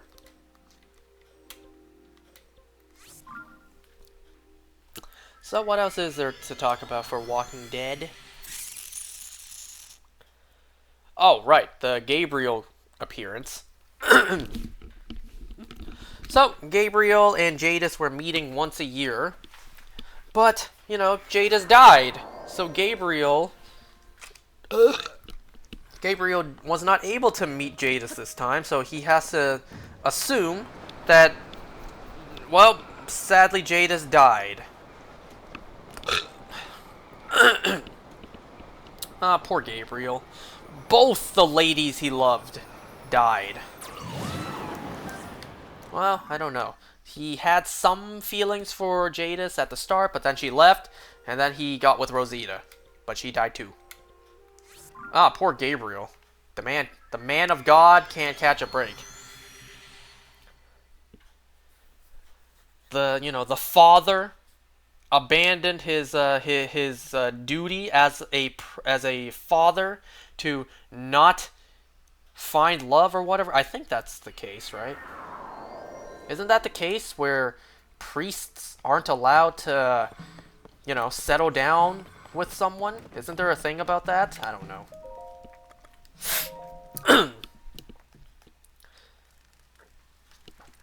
But yeah, like the moment Gabriel decided to, find love, well, Jadis and Rosita both died.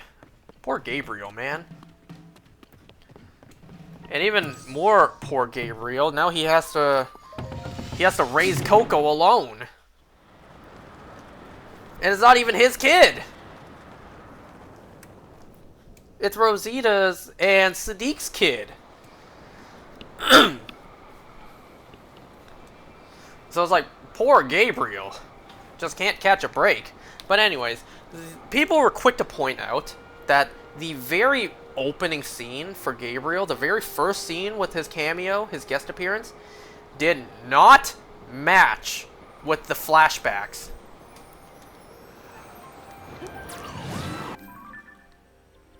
Gabriel was like wearing a different outfit than what he usually wore in the flashbacks. He,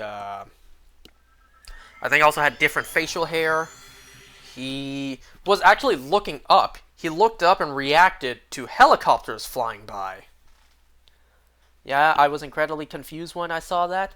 So people were quick to point out, like, this doesn't seem like a flashback for Gabriel. People were thinking, like, well, actually, before even this episode, people were thinking maybe the end of the season, Alexandria would be destroyed by the CRM. Now, we, the audience, know that almost nobody important is living at Alexandria anymore because they all moved to the Commonwealth. But I think some characters like Gabriel and Aaron stayed at Alexandria. So, to Rick and Michonne, Judith and RJ are still living in... Well, Judith, RJ, and Daryl, like everyone they know, is still living at the CRM. What? Daryl and... oh my god. Everyone... Rick and Michonne think everyone they love is still at Alexandria. So they don't know that if Alexandria gets destroyed, well, they're not there. So they're gonna be fine. But they don't know that. So, if the end of the season, CRM finds out about Alexandria and destroys it, because remember, Jada said, if the CRM found out about Alexandria, it would take mere hours, and Alexandria would be destroyed. Not even days. Mere hours. So people were thinking, is that scene of Gabriel possibly reacting from a safe distance, hopefully, reacting to the destruction of Alexandria via helicopters? He sees helicopters fly by, destroying Alexandria. Like, could that be what that scene is?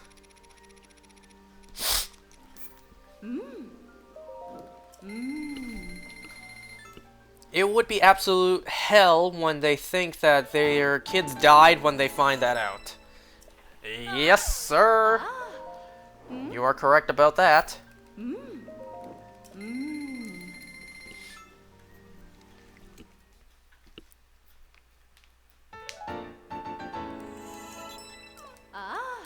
Oops. It's not the right button.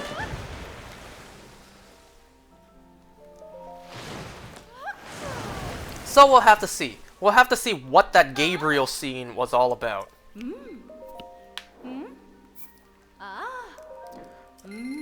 know, you're not gonna believe me when I say this, but I promise you this really did go through my mind.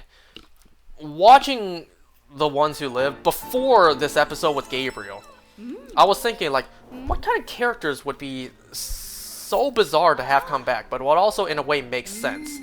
My mind went to Gabriel. I didn't think, like, what if Eugene popped up in The Ones Who Live? What if Aaron popped up? No. Before this episode, I even thought, like, what if for whatever reason Gabriel showed up? Now, I didn't, in my mind, piece together, you know, because Gabriel and Jadis had history before. I just thought, like, what a random-ass character to just have back for whatever reason. Gabriel. So I thought, what if Gabriel popped up for whatever reason? And it actually happened. You know, when Scott Gimple teased the returning character, just like many others, I too thought it'd be Morgan. Not randomly Gabriel. I'm a witch. Wouldn't I be a warlock?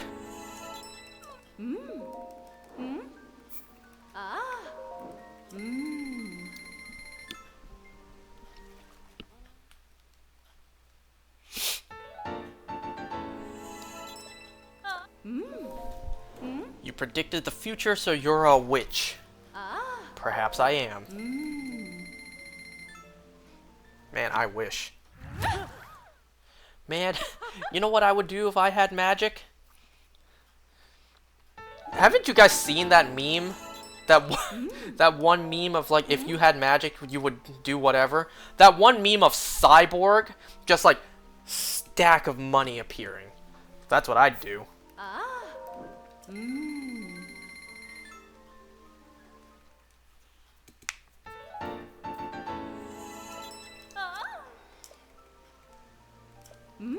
You know, it actually didn't take too long to grind for star fragments, now that I'm thinking about it.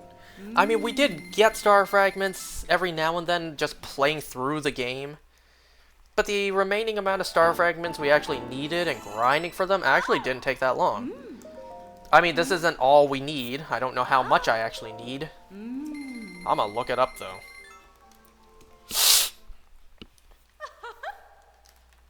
Because I forget how many star fragments I need. Once I find that out, I may as well just grind for the rest.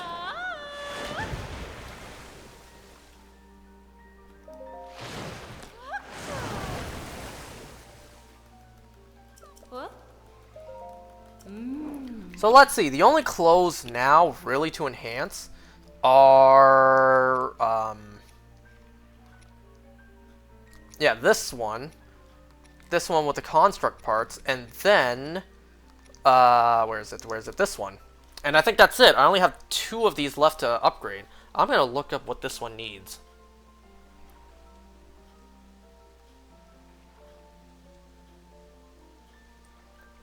Obviously, I know I need DIN rail parts, but like how many of the star fragments do I need to upgrade this? I forget if I need like 1 more star fragment than the next upgrade. I know that was the case for Sheik's mask, but I need to double check for this one.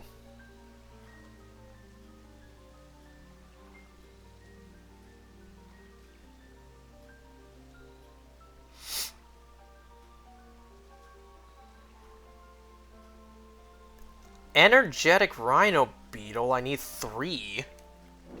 Okay, no, I just need 3 star fragments for the final upgrade.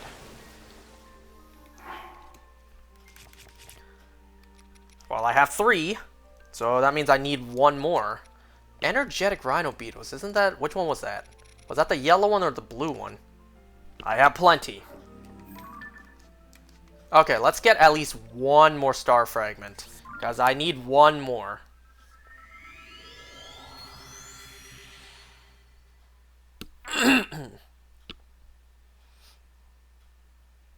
I would just say I'm God and just build a freaking cult.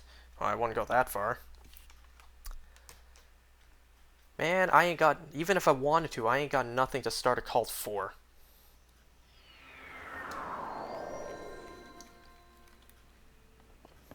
I ain't starting no cult.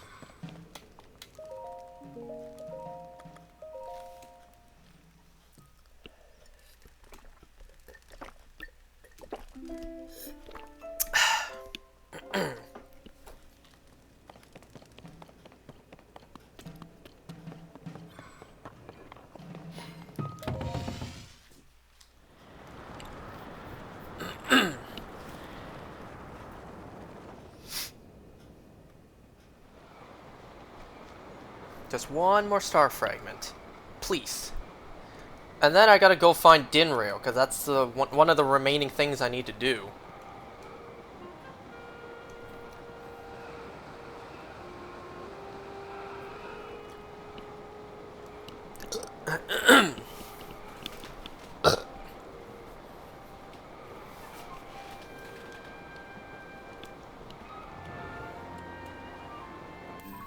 Well, I guess that's fine.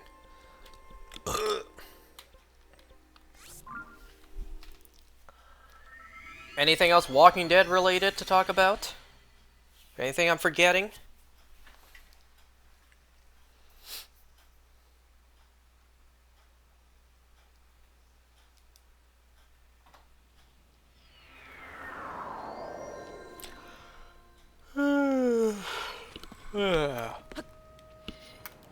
Oh! I didn't even talk about this. Not Walking Dead related. So I talked about how the other day I went to my friend's birthday, and he has 2 new cats. Well, my eyes may not have been irritated per se, like, you know, my eyes weren't rashing up at that, but like, well, I can't lie. I did feel my eyes like dry up and irritated, not to the point I need to scratch or rub it, but just to the point it felt like very fine dust was constantly in my eyes. So that night when I came back home, I was exhausted, so I went straight to bed, and I felt like a scratchy feeling in my eyes, so I figured like, okay, I'll just go to bed, relax my eyes, close my eyes overnight, and well, my eyes will probably feel better in the morning. You know, overnight, closing my eyes, moisturizing, hydrating. It's like getting rid of all the dust and cat particles in my eyes. But no, my eyes were like dry, itchy, irritated all night, even while I was sleeping.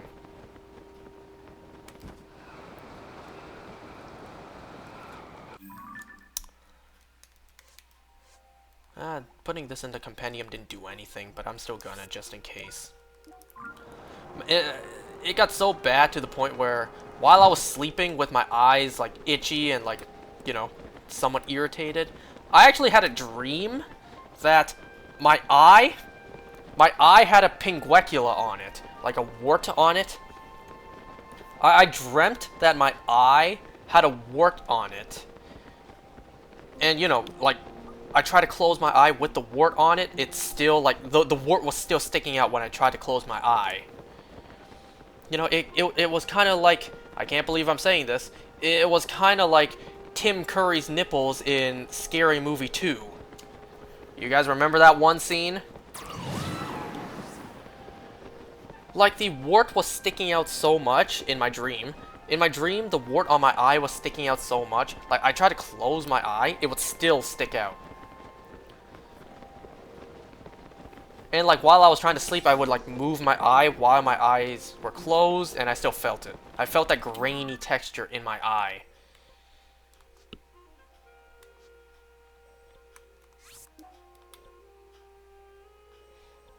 Okay, let me try maybe going here. Maybe I could spot Dinrail over here.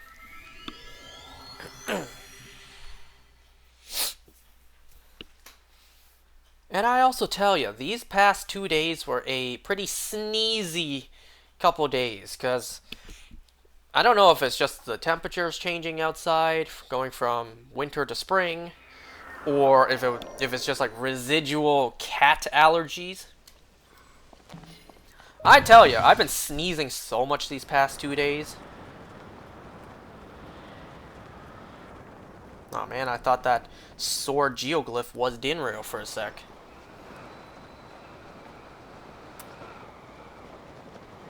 Damn it, I thought that was Dinrail for a sec. I thought like this line here was a dragon.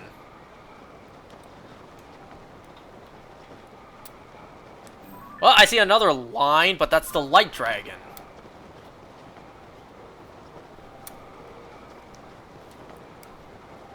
Oh! Nope, nope, nope. I don't need star fragments anymore. I can't believe I'm at that point now. I don't need star fragments anymore. Just out of curiosity, where is that?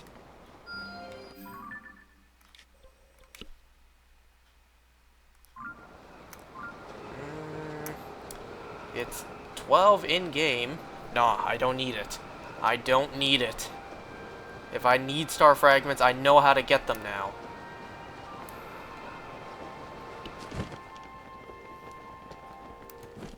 Why can I not ever find this dragon? God damn, what is that?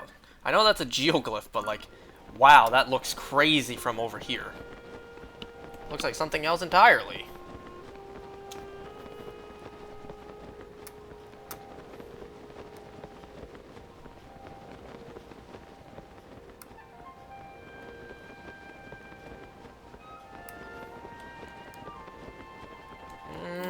Maybe not Nadra, maybe Dinrail's in the depths right now.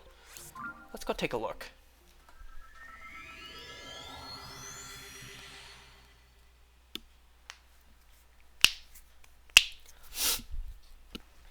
We just need to wait for another blood moon. But aside from that, the only real thing we need to grind left is Dinrail.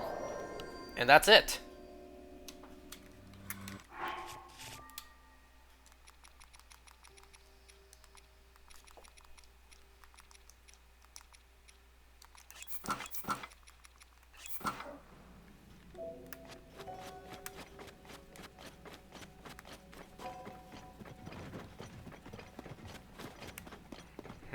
I don't see a fire dragon anywhere. I know Dinrail goes into, well, maybe emerges from this chasm. Where does she come out from? I don't know. Does she go in here? Actually, I think it's here.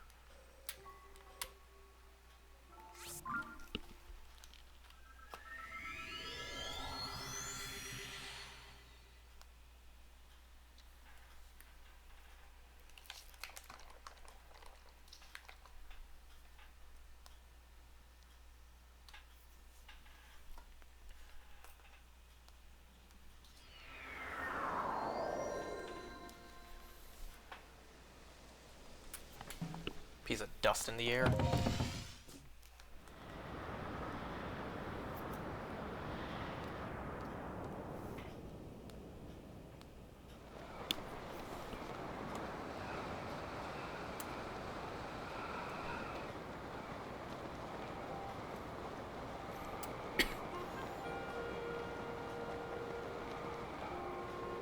Why is this one dragon so hard to find?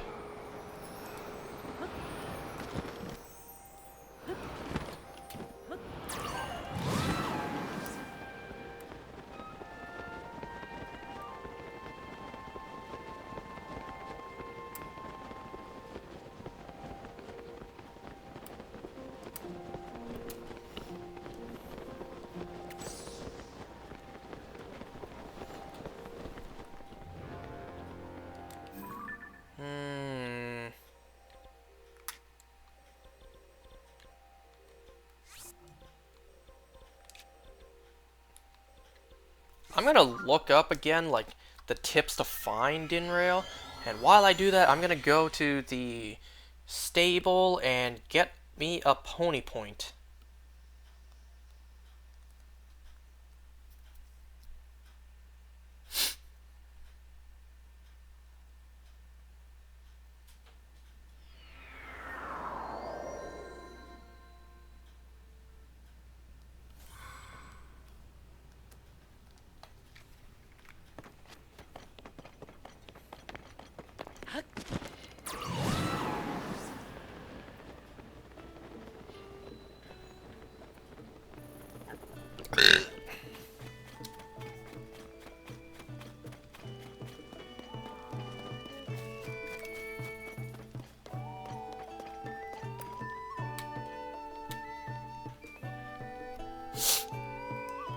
Yeah. Oh.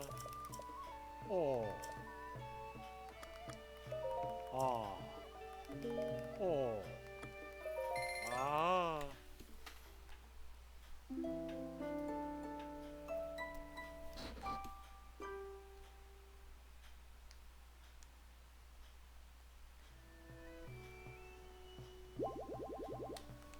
Oh. Oh. Oh. Okay, so I see I should go here.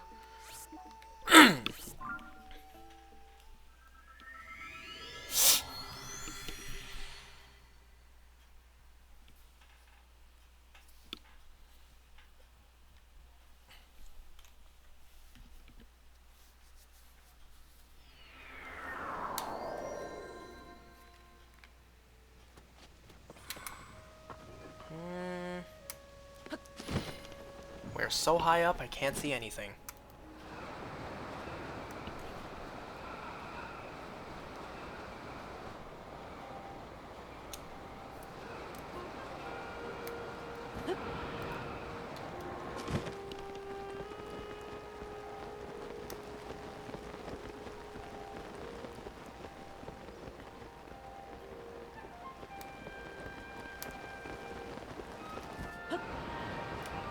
Oh my god, this rain! I can't see shit! What's all that purple there? Is that Melania? I think it is.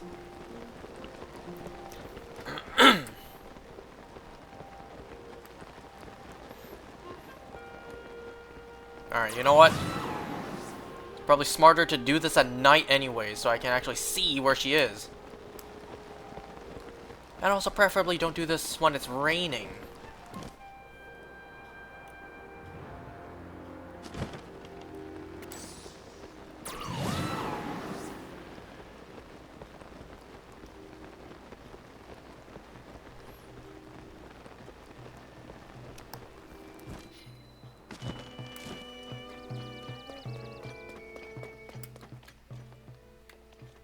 I'll take one more pony point, please. Ah. Ah. Oh. Ah. Ah.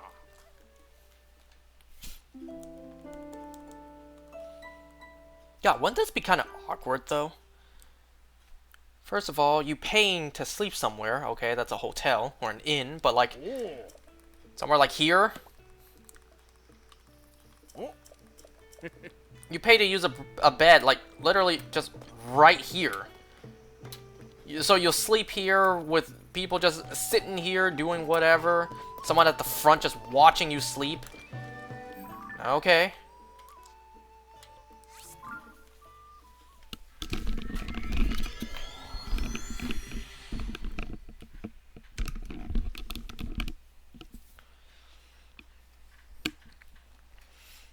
And what happens if you can't sleep? You're in front of others. It's like, man, this is awkward. I can't fall asleep. But I've been lying in this bed for like an hour. Can I maybe like be like, yo, man, I can't sleep. Can I get my money back? I know I paid and it's already been an hour, but like, I just can't sleep here, man.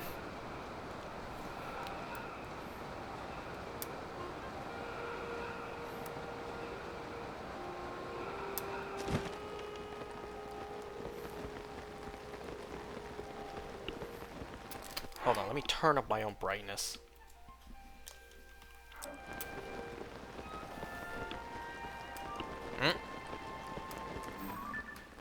Aw, man.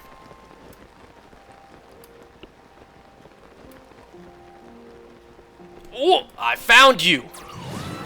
You were emerging! Okay, let me take a look. How many of each part do I need? Because goddamn, was it a pain to find you. I need to now turn down my brightness.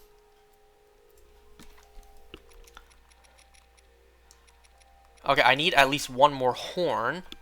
Wait, let me check. What was it called again?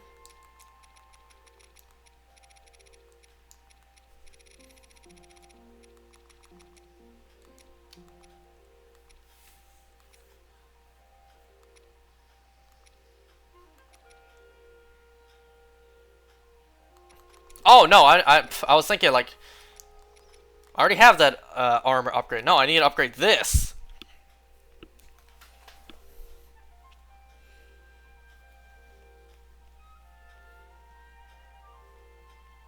Well, actually, you know what? I'm wasting time. I should get on top of her first before I look up what I need.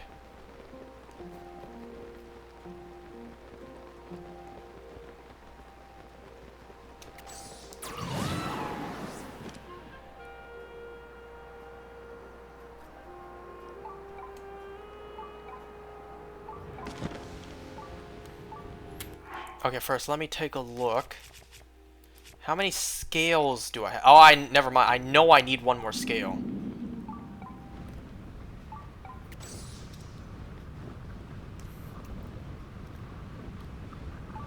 Let me just let her straighten up a bit first before I shoot her. That way my scale doesn't fly off.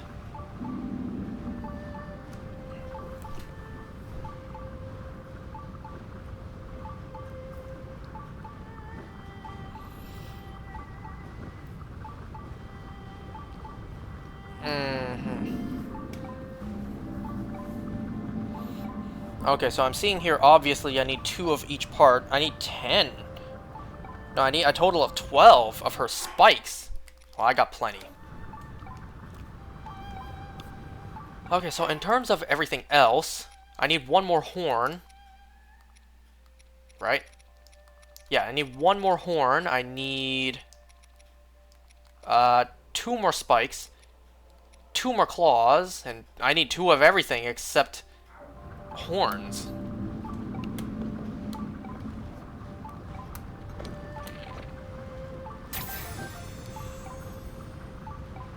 Okay, you can turn off this thing now.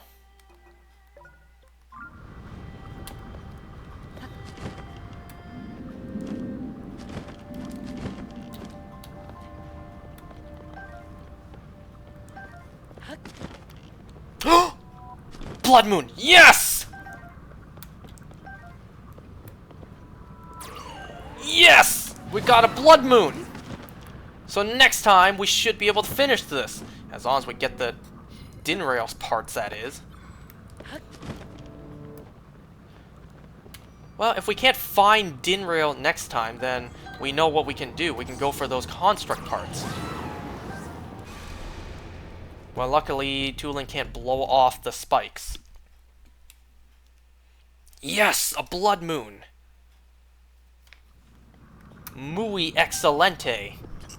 So now, we have everything we need to finish upgrading all the armors.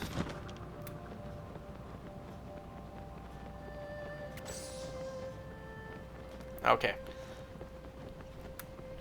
I'm thinking though, I'm gonna have to end this soon.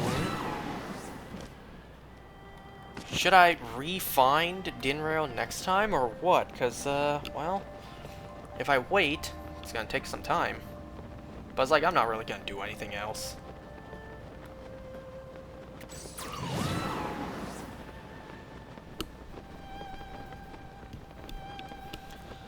Okay, let's see. I needed one more scale. Well, actually, yeah, I need 2 of everything, except now I need one more horn, one more scale, 2 claws, and 2 fangs.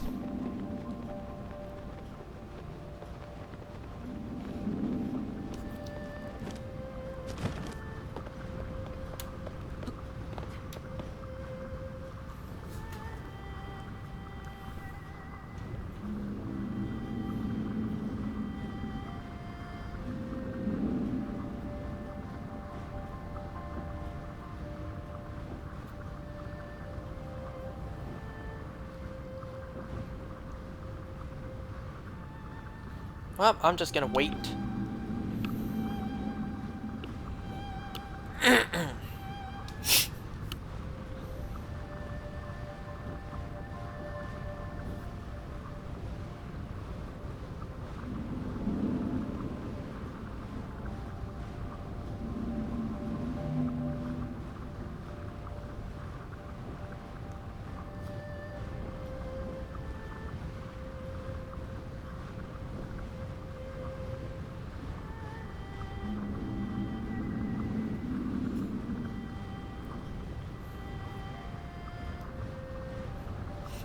Oh, you know what else I want to mention too?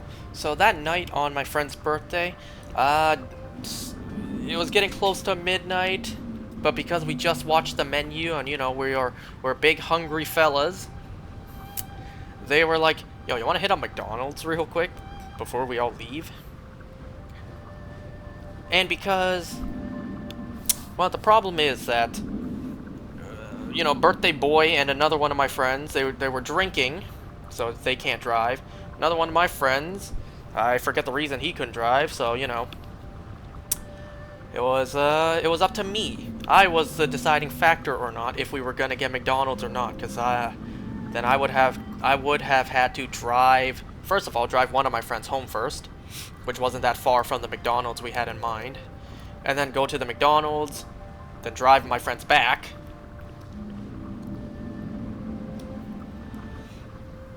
Well, I'm not gonna lie, like, I'm nervous when it comes to driving others in my car. It's like, if I'm driving myself, if I'm driving alone, it's just me in the car. Like, if it's just me in the car, I'm alone, I get into an accident and I die, it's not a big deal. But, if someone else is in the car, we get in an accident and that person dies, but I'm alive, well then it is a big deal, I'd be in massive trouble. It's like, I think it was yesterday. Yesterday, I drove my sister and I back home from work. Normally, I make my sister drive the two of us back home from work. Because, that way I can play Pokemon Go on our way home. But, like, I figured, there's a chance they may need me to go back out to pick up a package when we get home, so it's like, and I already got the seat adjusted to me, because at this moment I share a sister with my car. I share a car with my sister, so every time one of us changes whoever's driving, we gotta readjust the seat. So if they would have needed me to go back out, it's like, well, they already had me go out for something during work, so the seat's already adjusted to me. If I were to go back home just to go back out and pick up something, I would need to readjust the seat. It's like, fine, I'll just drive us home. And I'm not gonna lie, I was nervous. Even if it was just my sister next to me driving home, I was still nervous. Normally when I drive, I'm relaxed. I just drive normally, but with my sister beside me, and I'm the one driving, I'm more tense. Like, I hit the brake a little more, like, stiffly than I do smoothly when I'm driving myself, if that makes sense.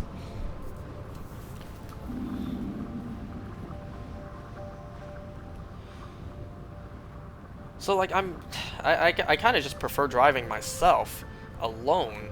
Like I said, if I get in a car accident and I die, it's not a big deal. But if I get someone else killed while I'm driving, that is a big deal. That's a big problem.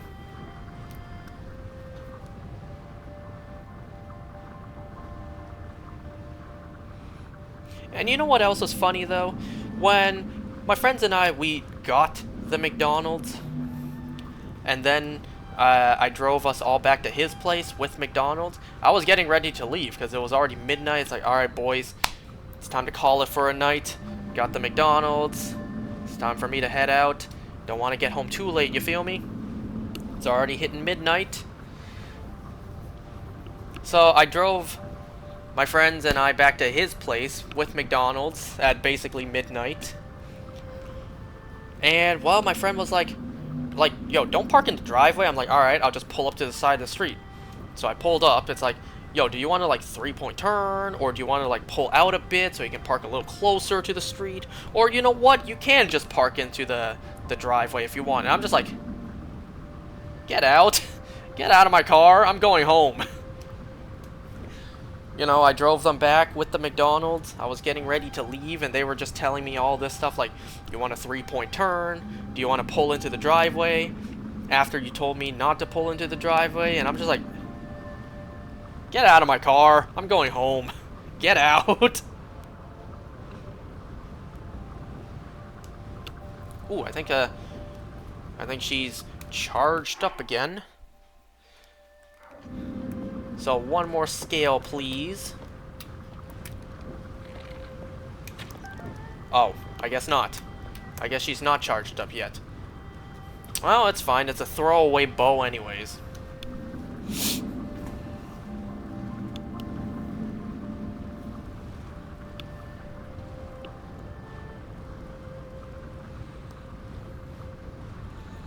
I think what I'll do is I'll get a scale, and then I'll get a horn, and then I'll call it.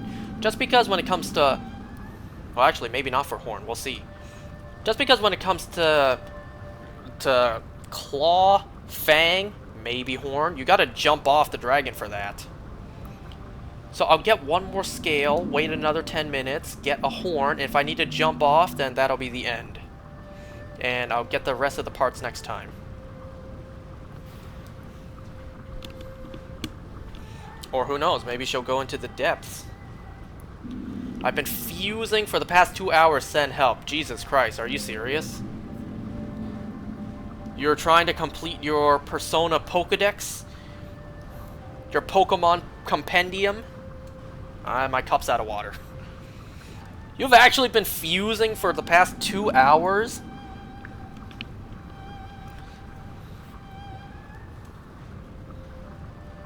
No, I'm fusing for Secret boss fight. Oh, there's a secret boss fight. Oh shit, I just spilled a little bit of water onto my PS4. Oh, hold on. Oh no, it's on the power button. Wipe, wipe, wipe, wipe, wipe.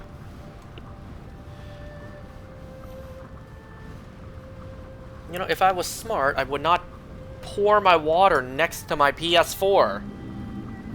But I'm not smart. Has it not been 10 minutes yet?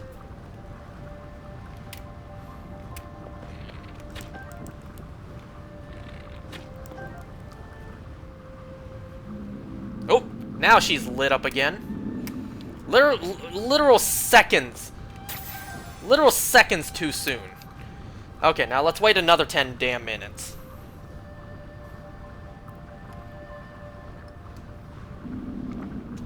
You may stream the boss fight. Wouldn't that spoil it for me? Even though, let's face it, I'm not gonna do the secret boss fight. And if I do, let's face it, I'm not gonna win. I ain't gonna win.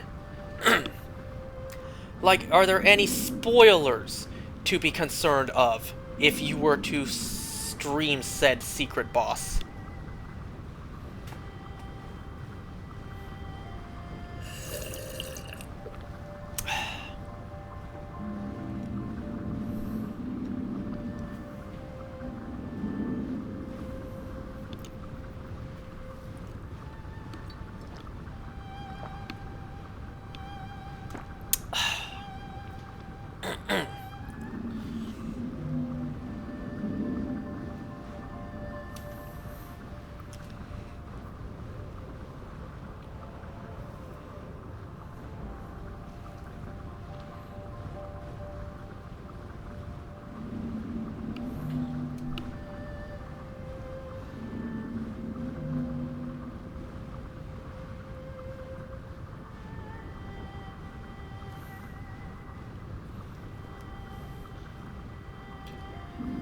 If you can't push it, pull it. If you can't pull it, Megadolian. The fuck did you even just say? Yes. Yes, I agree with whatever you just said. Yes. Absolutely. You're right on the money there. Absolutely. 100%. Completely. You got it. You nailed it. Right on the spot, too.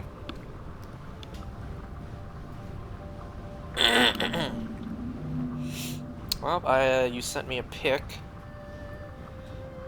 If you can't push it, pull it. If you can't pull it, Megadolian. What am I looking at? What is this?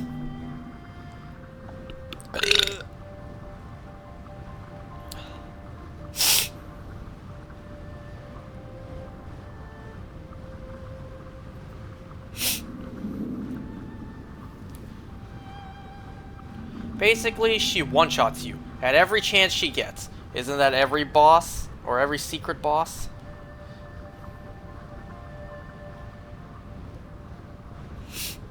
And I guess you confirmed that Elizabeth is the secret boss.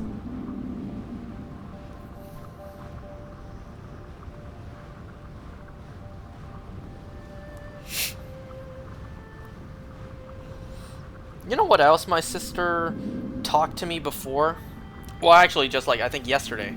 Like I said, in the car ride, me driving her back home nervously. I forget how this topic started. I mean, it's a Persona game. It's always the Velvet Attendant. I forget how this topic started. She was talking about, like, me finding a girlfriend or whatever, once again. And I asked her, like, did you see that movie clip? I don't know what movie it's from. Explaining, like, why... Like, excusing why it's kind of so hard to find someone. I have no idea what movie this is from. Let's say a rough estimate. Rough estimate. There's, like, 100,000 people in whatever city you're living in. It's like, okay, there's 100,000 people to choose from. But 50% of that is men, for me. So, like, only 50% are women. But that 50%, maybe, like, 30%, 30 to 40% is the age range I'm looking for. Because the other percentage is, like, kids or elderly. And then there's another percentage where a majority of those people are married. So it's like, wow, that doesn't leave a very big percentage of people for me to pick from. But then there's also, like, you still have to narrow it down. People who, I don't know, for example, like, want kids, have money, all this other statistics. And so it's like, yeah, it's no wonder I'm single if, when you think about it, that's the percentage of people to look for out of 100,000, it's like...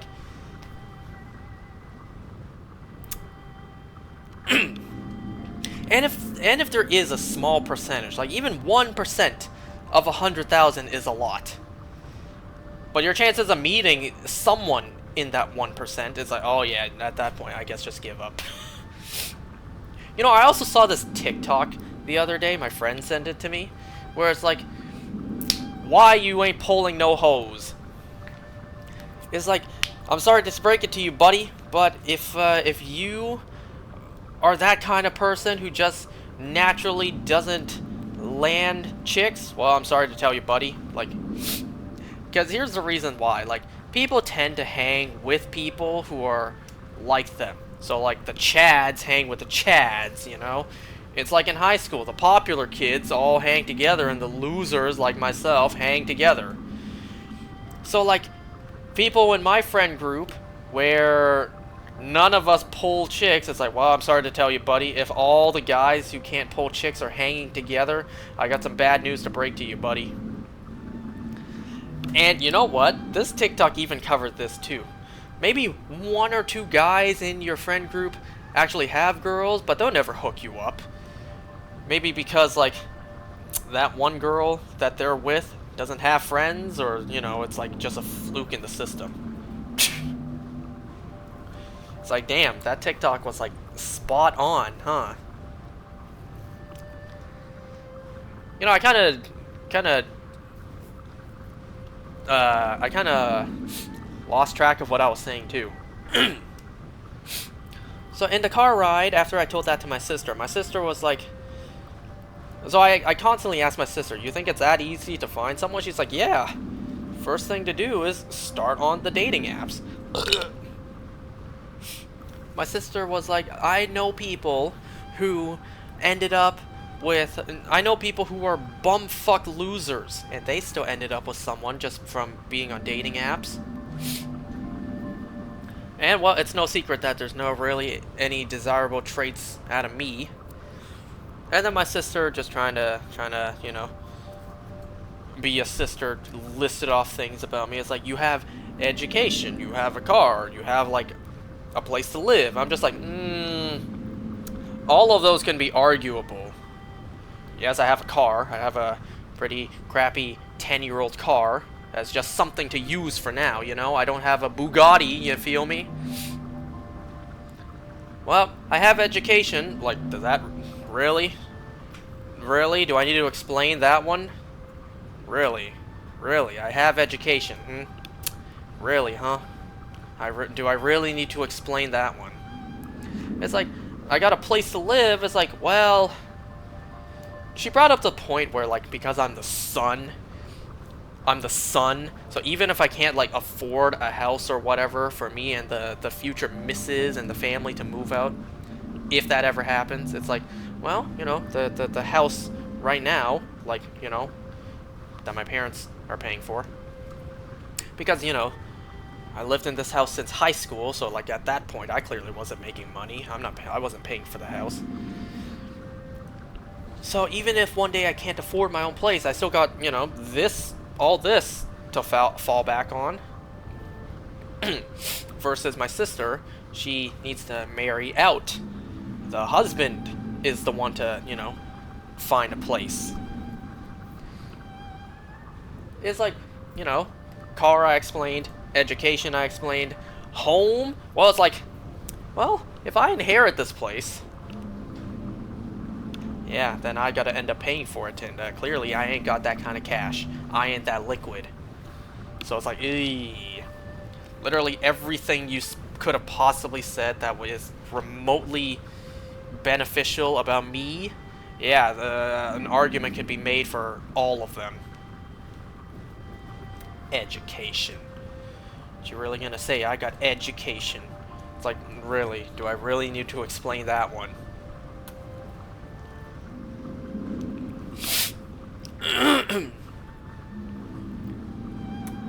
How many scales do I have? 3. So I'm just gonna get a horn and then get out of here. Assuming the horn falls down, which it probably will.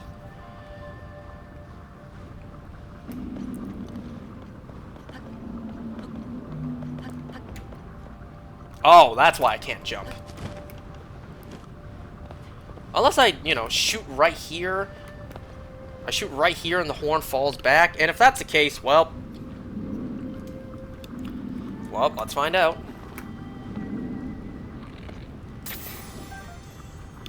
I got a scale for that?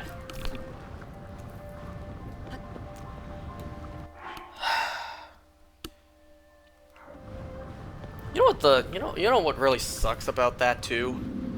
Aside from the fact that I just wasted 10 minutes for that, even if I were to reload the game, well, you don't save on top of the dragon. The game actually saves you at your most previous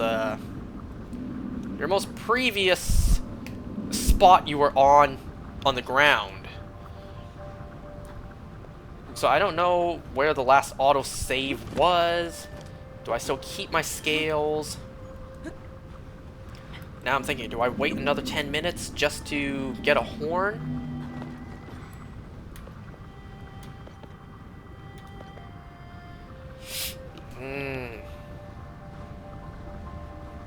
Well, I'm not really doing anything else tonight. I can wait another 10 minutes. For now, just need to go down into the depths. I got nothing else to do tonight besides just continue shiny hunting Blacephalon, so, like, I ain't got nothing else to do. I can wait 10 more minutes. God damn it, I really got a scale for that. Fuck.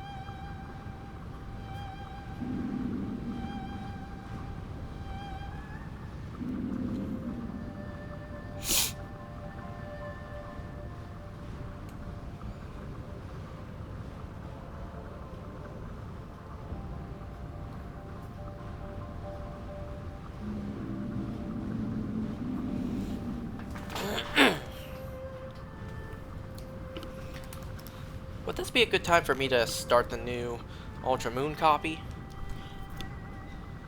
I don't see why not. I already cleared everything out. Waste of everything in post-game, you know? Waste of every legendary except for Zekrom. Waste of the 2 stack attackers, but like, I gotta hurry. You know what else I need to hurry up and try? The DNS trick for Black and White.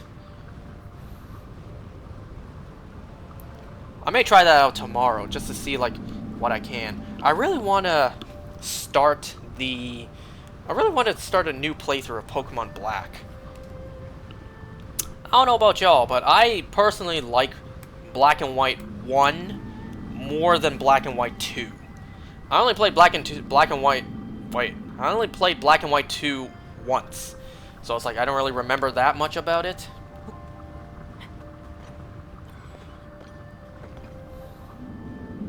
You need to have the server send you something, huh? What, for the DNS trick? But yeah, like... And I know Chugga Conroy did a very in-depth playthrough of Black and White 2. It's like, man, I kinda stopped watching that. It's definitely still on my list of things to watch, though.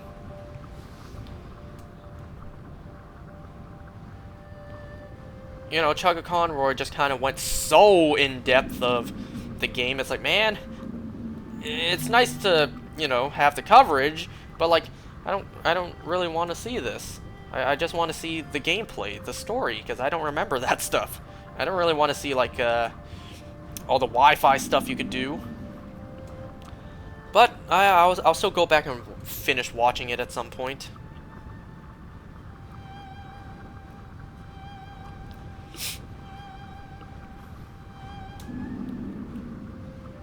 They added more Pokemon, so it's not just Unova during the story. I liked the fact that you couldn't use the previous Pokemon. I liked that. Now, I probably would not like that these days, but, you know, back then I liked it. And if I were to go back and replay Black and White, I still like it.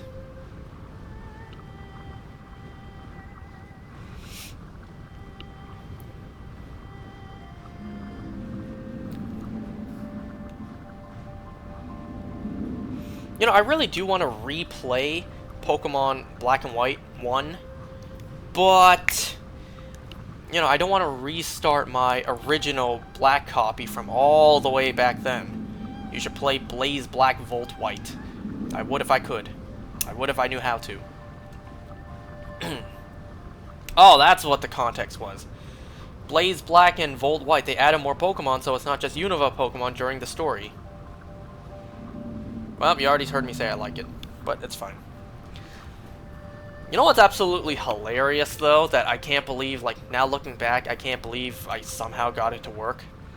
In my actual, like, original Black copy, my OT, my trainer name is Bitch. You know why I did that? Is because I literally saw, I forget which video it was. It was a gameplay video Smosh did, and they named their character Bitch. So it's like every time it's like, hey bitch, what's going on, bitch? And that's why I did it. Literally, my main Black copy, my character's name is Bitch, all in caps. And I thought that was funny as like what? As like a 12-year-old kid. And well, do I regret doing that now? Yeah, I wish it was my own name. But like, well, what's done is done. My character's name is Bitch. Like literally, I actually did that. Man, I should just show you guys if I could find it. Well, I know I can find it. I know where it is. Like if I remember to, next time I'll show it. Like my OT is literally just Bitch. So anytime an NPC talks to me, it's like, hey bitch, what's going on? It's been a long time. You want to battle, bitch?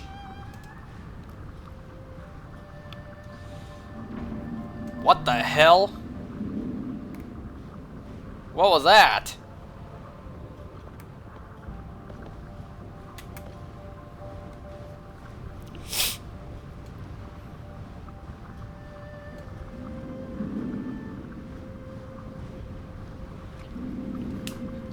And you know what else? Something that I would really like to do, if I get my hands on another copy of Black or White. I know this is insane. I want to shiny hunt some stuff for my team. Now we know shiny hunting back then is still full odds, like full odds, 1 in 8,000. I forget if the shiny charm was introduced in Black and White 1 or 2. Damn full odds. Like, there are some stuff that have pristine, elite shinies that I would love to use. Black and White 2? Damn. Okay, so if I were to go back and play Black and White 1, I would have to deal with full odds. And we all know Celebi took me 23 days to get, and it has every potential to be longer than that. For one shiny, one different color set of pixels in a game. Now, what shinies do I have in mind that I would love to use? Well, Gigalith is an S tier shiny. Shiny Hunt Kyurem, not shiny locked apparently. Yes, there's that too. I may not use Kyurem on my team, but just for the sake of they didn't shiny lock Kyurem.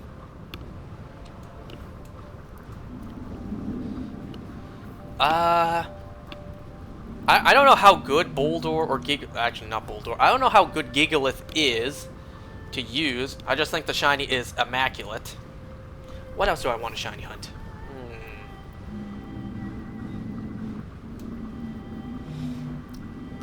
I know this sounds kind of stupid, but I kind of want a shiny Panpour. Just because the shiny looks so good. A shiny Panpour. I don't even know about Simipour. Simipour is just a darker blue, but shiny Panpour has an amazing kind of like teal turquoise color. What else?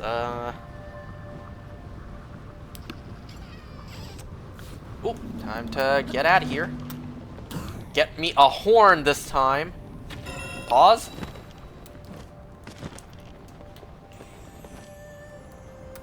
Well, we'll have to find Nadra later on and get the rest of the parts later on.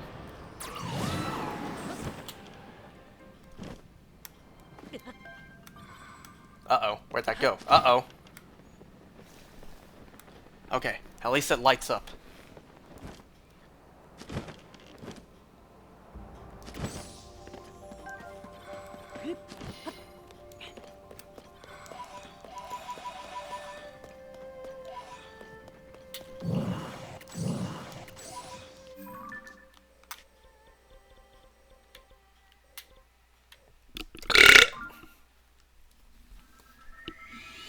Trying to think, what other shinies did I want?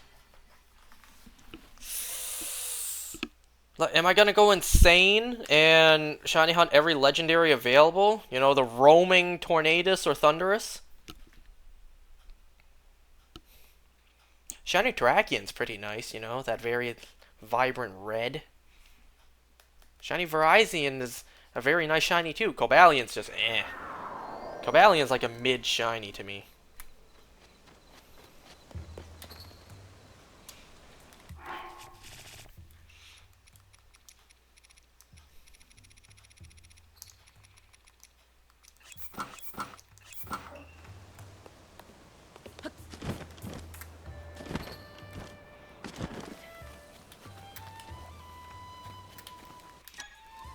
Okay, let's use all these plastic figurines first. And then that'll be it for tonight. So, next time, we should be able to finish gathering all the materials we need and finish upgrading all the armors. As long as I can find Dinrail again.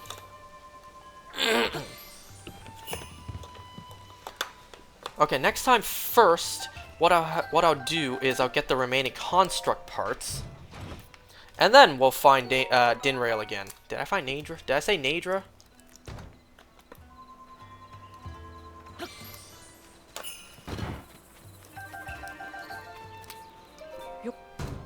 Was Masuda Method a thing back in Black and White. I think Masuda Method was a thing since like Gen 3 or Gen 4.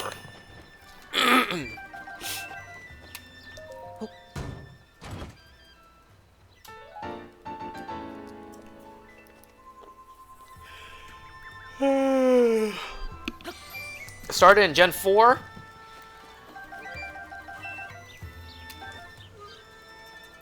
Don't quote me though. I mean, even with the Masuda Method, where am I gonna find a foreign Ditto in that generation, in Gen 5, right?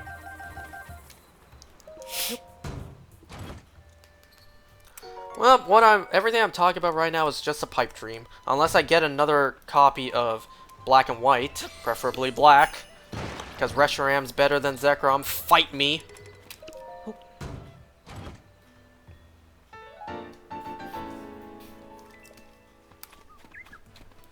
Even though I literally just got another shiny Zekrom.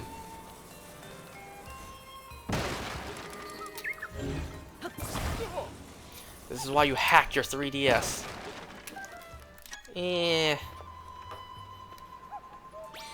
This wouldn't be a problem if you had. Man, but hacking though.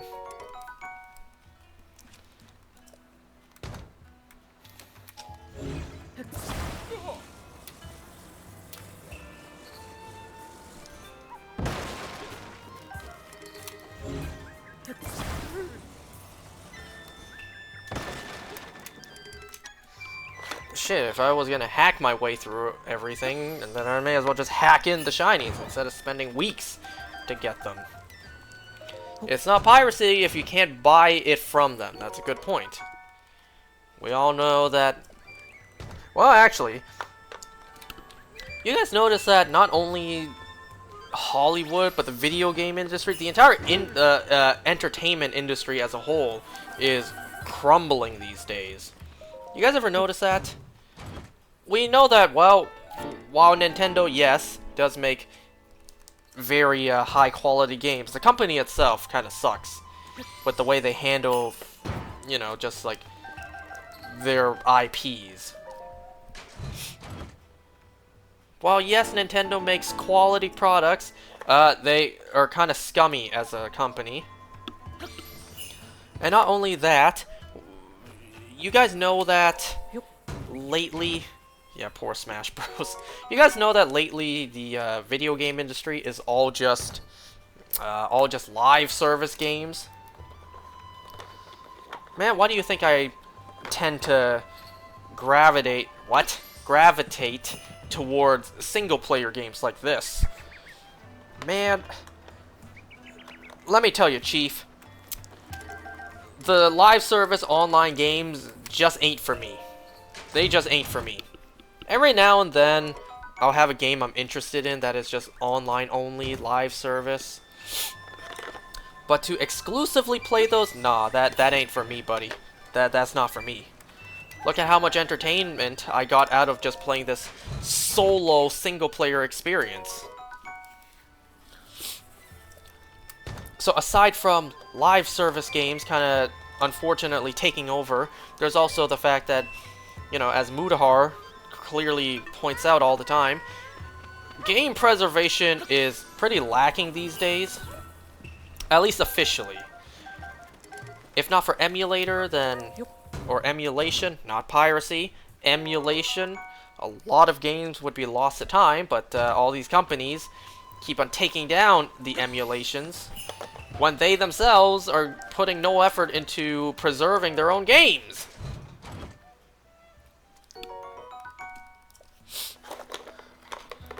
Like, shit, Nintendo, you know I will buy a whole new copy of Mario Galaxy 2 if you port it over.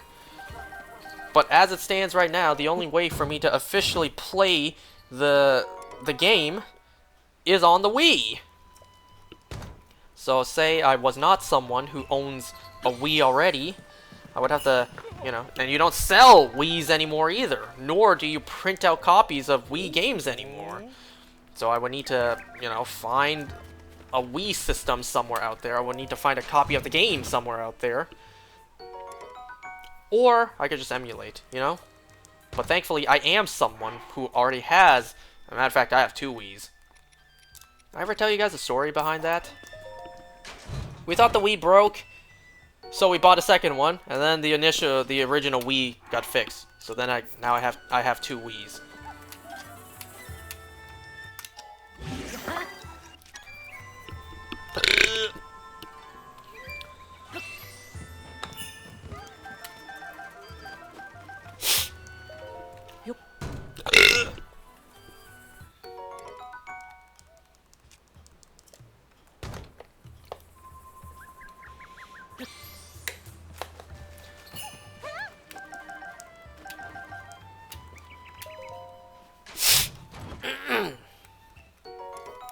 And you know, it's funny you say that about Smash Brothers.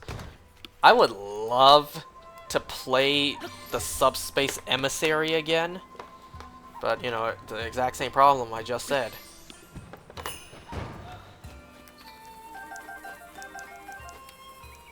You know, let's talk about that. Let's talk about this on an ending topic. Like, for so many years, like, certain characters I've wanted in Smash Brothers. You know, Sakurai said that Smash Brothers is video game characters only, so no Spider-Man or no Goku. Well, Smash is a video game. Smash has original characters. And there's a couple of Smash original characters that I would love to see be playable on the roster. Like, the obvious characters that comes to my mind, and characters I've wanted ever since they were introduced. I wanted Taboo playable from the beginning. I want Master Hand playable. In a way, he kind of is, but not on the roster. I would love to officially play as Giga Bowser, and not just as Final Smash or a mod. Same goes with Giga Mac, but that's besides the point.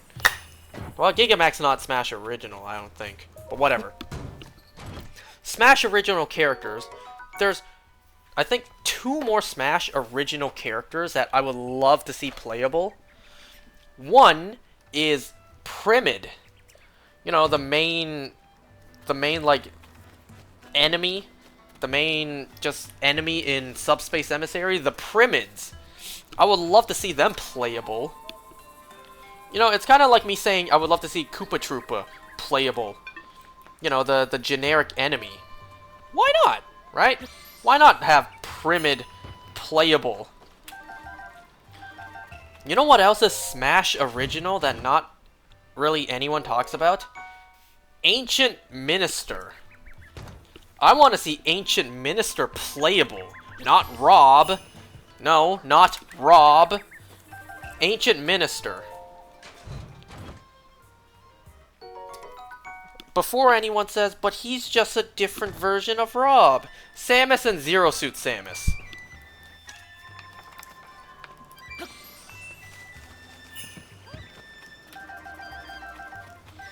So yes, I would love to see Ancient Minister playable. He is technically a Smash original character.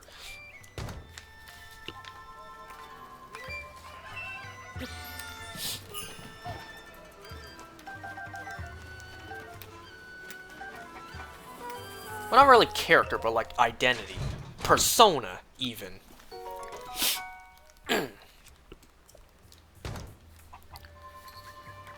Well, in terms of other Smash original characters I would love to see in Smash, like playable, that's about it. Taboo, Giga Bowser, Primid, Ancient Minister, Master Hand. I guess you could throw in Crazy Hand too. But yeah, it's like, you said yourself, it's video game characters only, and you have original characters for Smash. Like, why not just have them playable? I know it wouldn't garner as much hype, you know? Like, you developed your own original character for the game rather than, like, this third-party characters. Like, I get it wouldn't be as hype.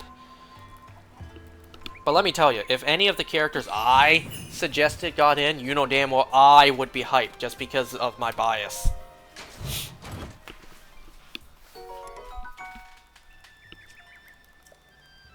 I mean, it's not like Nintendo's doing anything with the characters, right?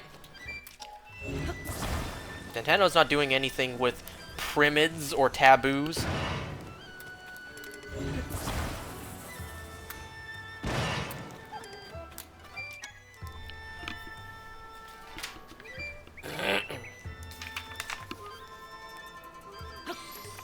What? Oh, did I already use these? Oh, I guess I did. Psh, I forgot I already used these, huh? Yeah, I guess I did. I completely forgot I already used these amiibos. Okay.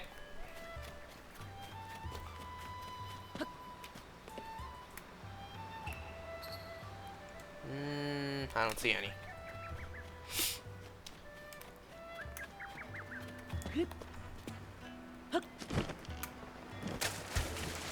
You know what? I'm tired and I'm sweating. So I'll sell whatever armors I got next time.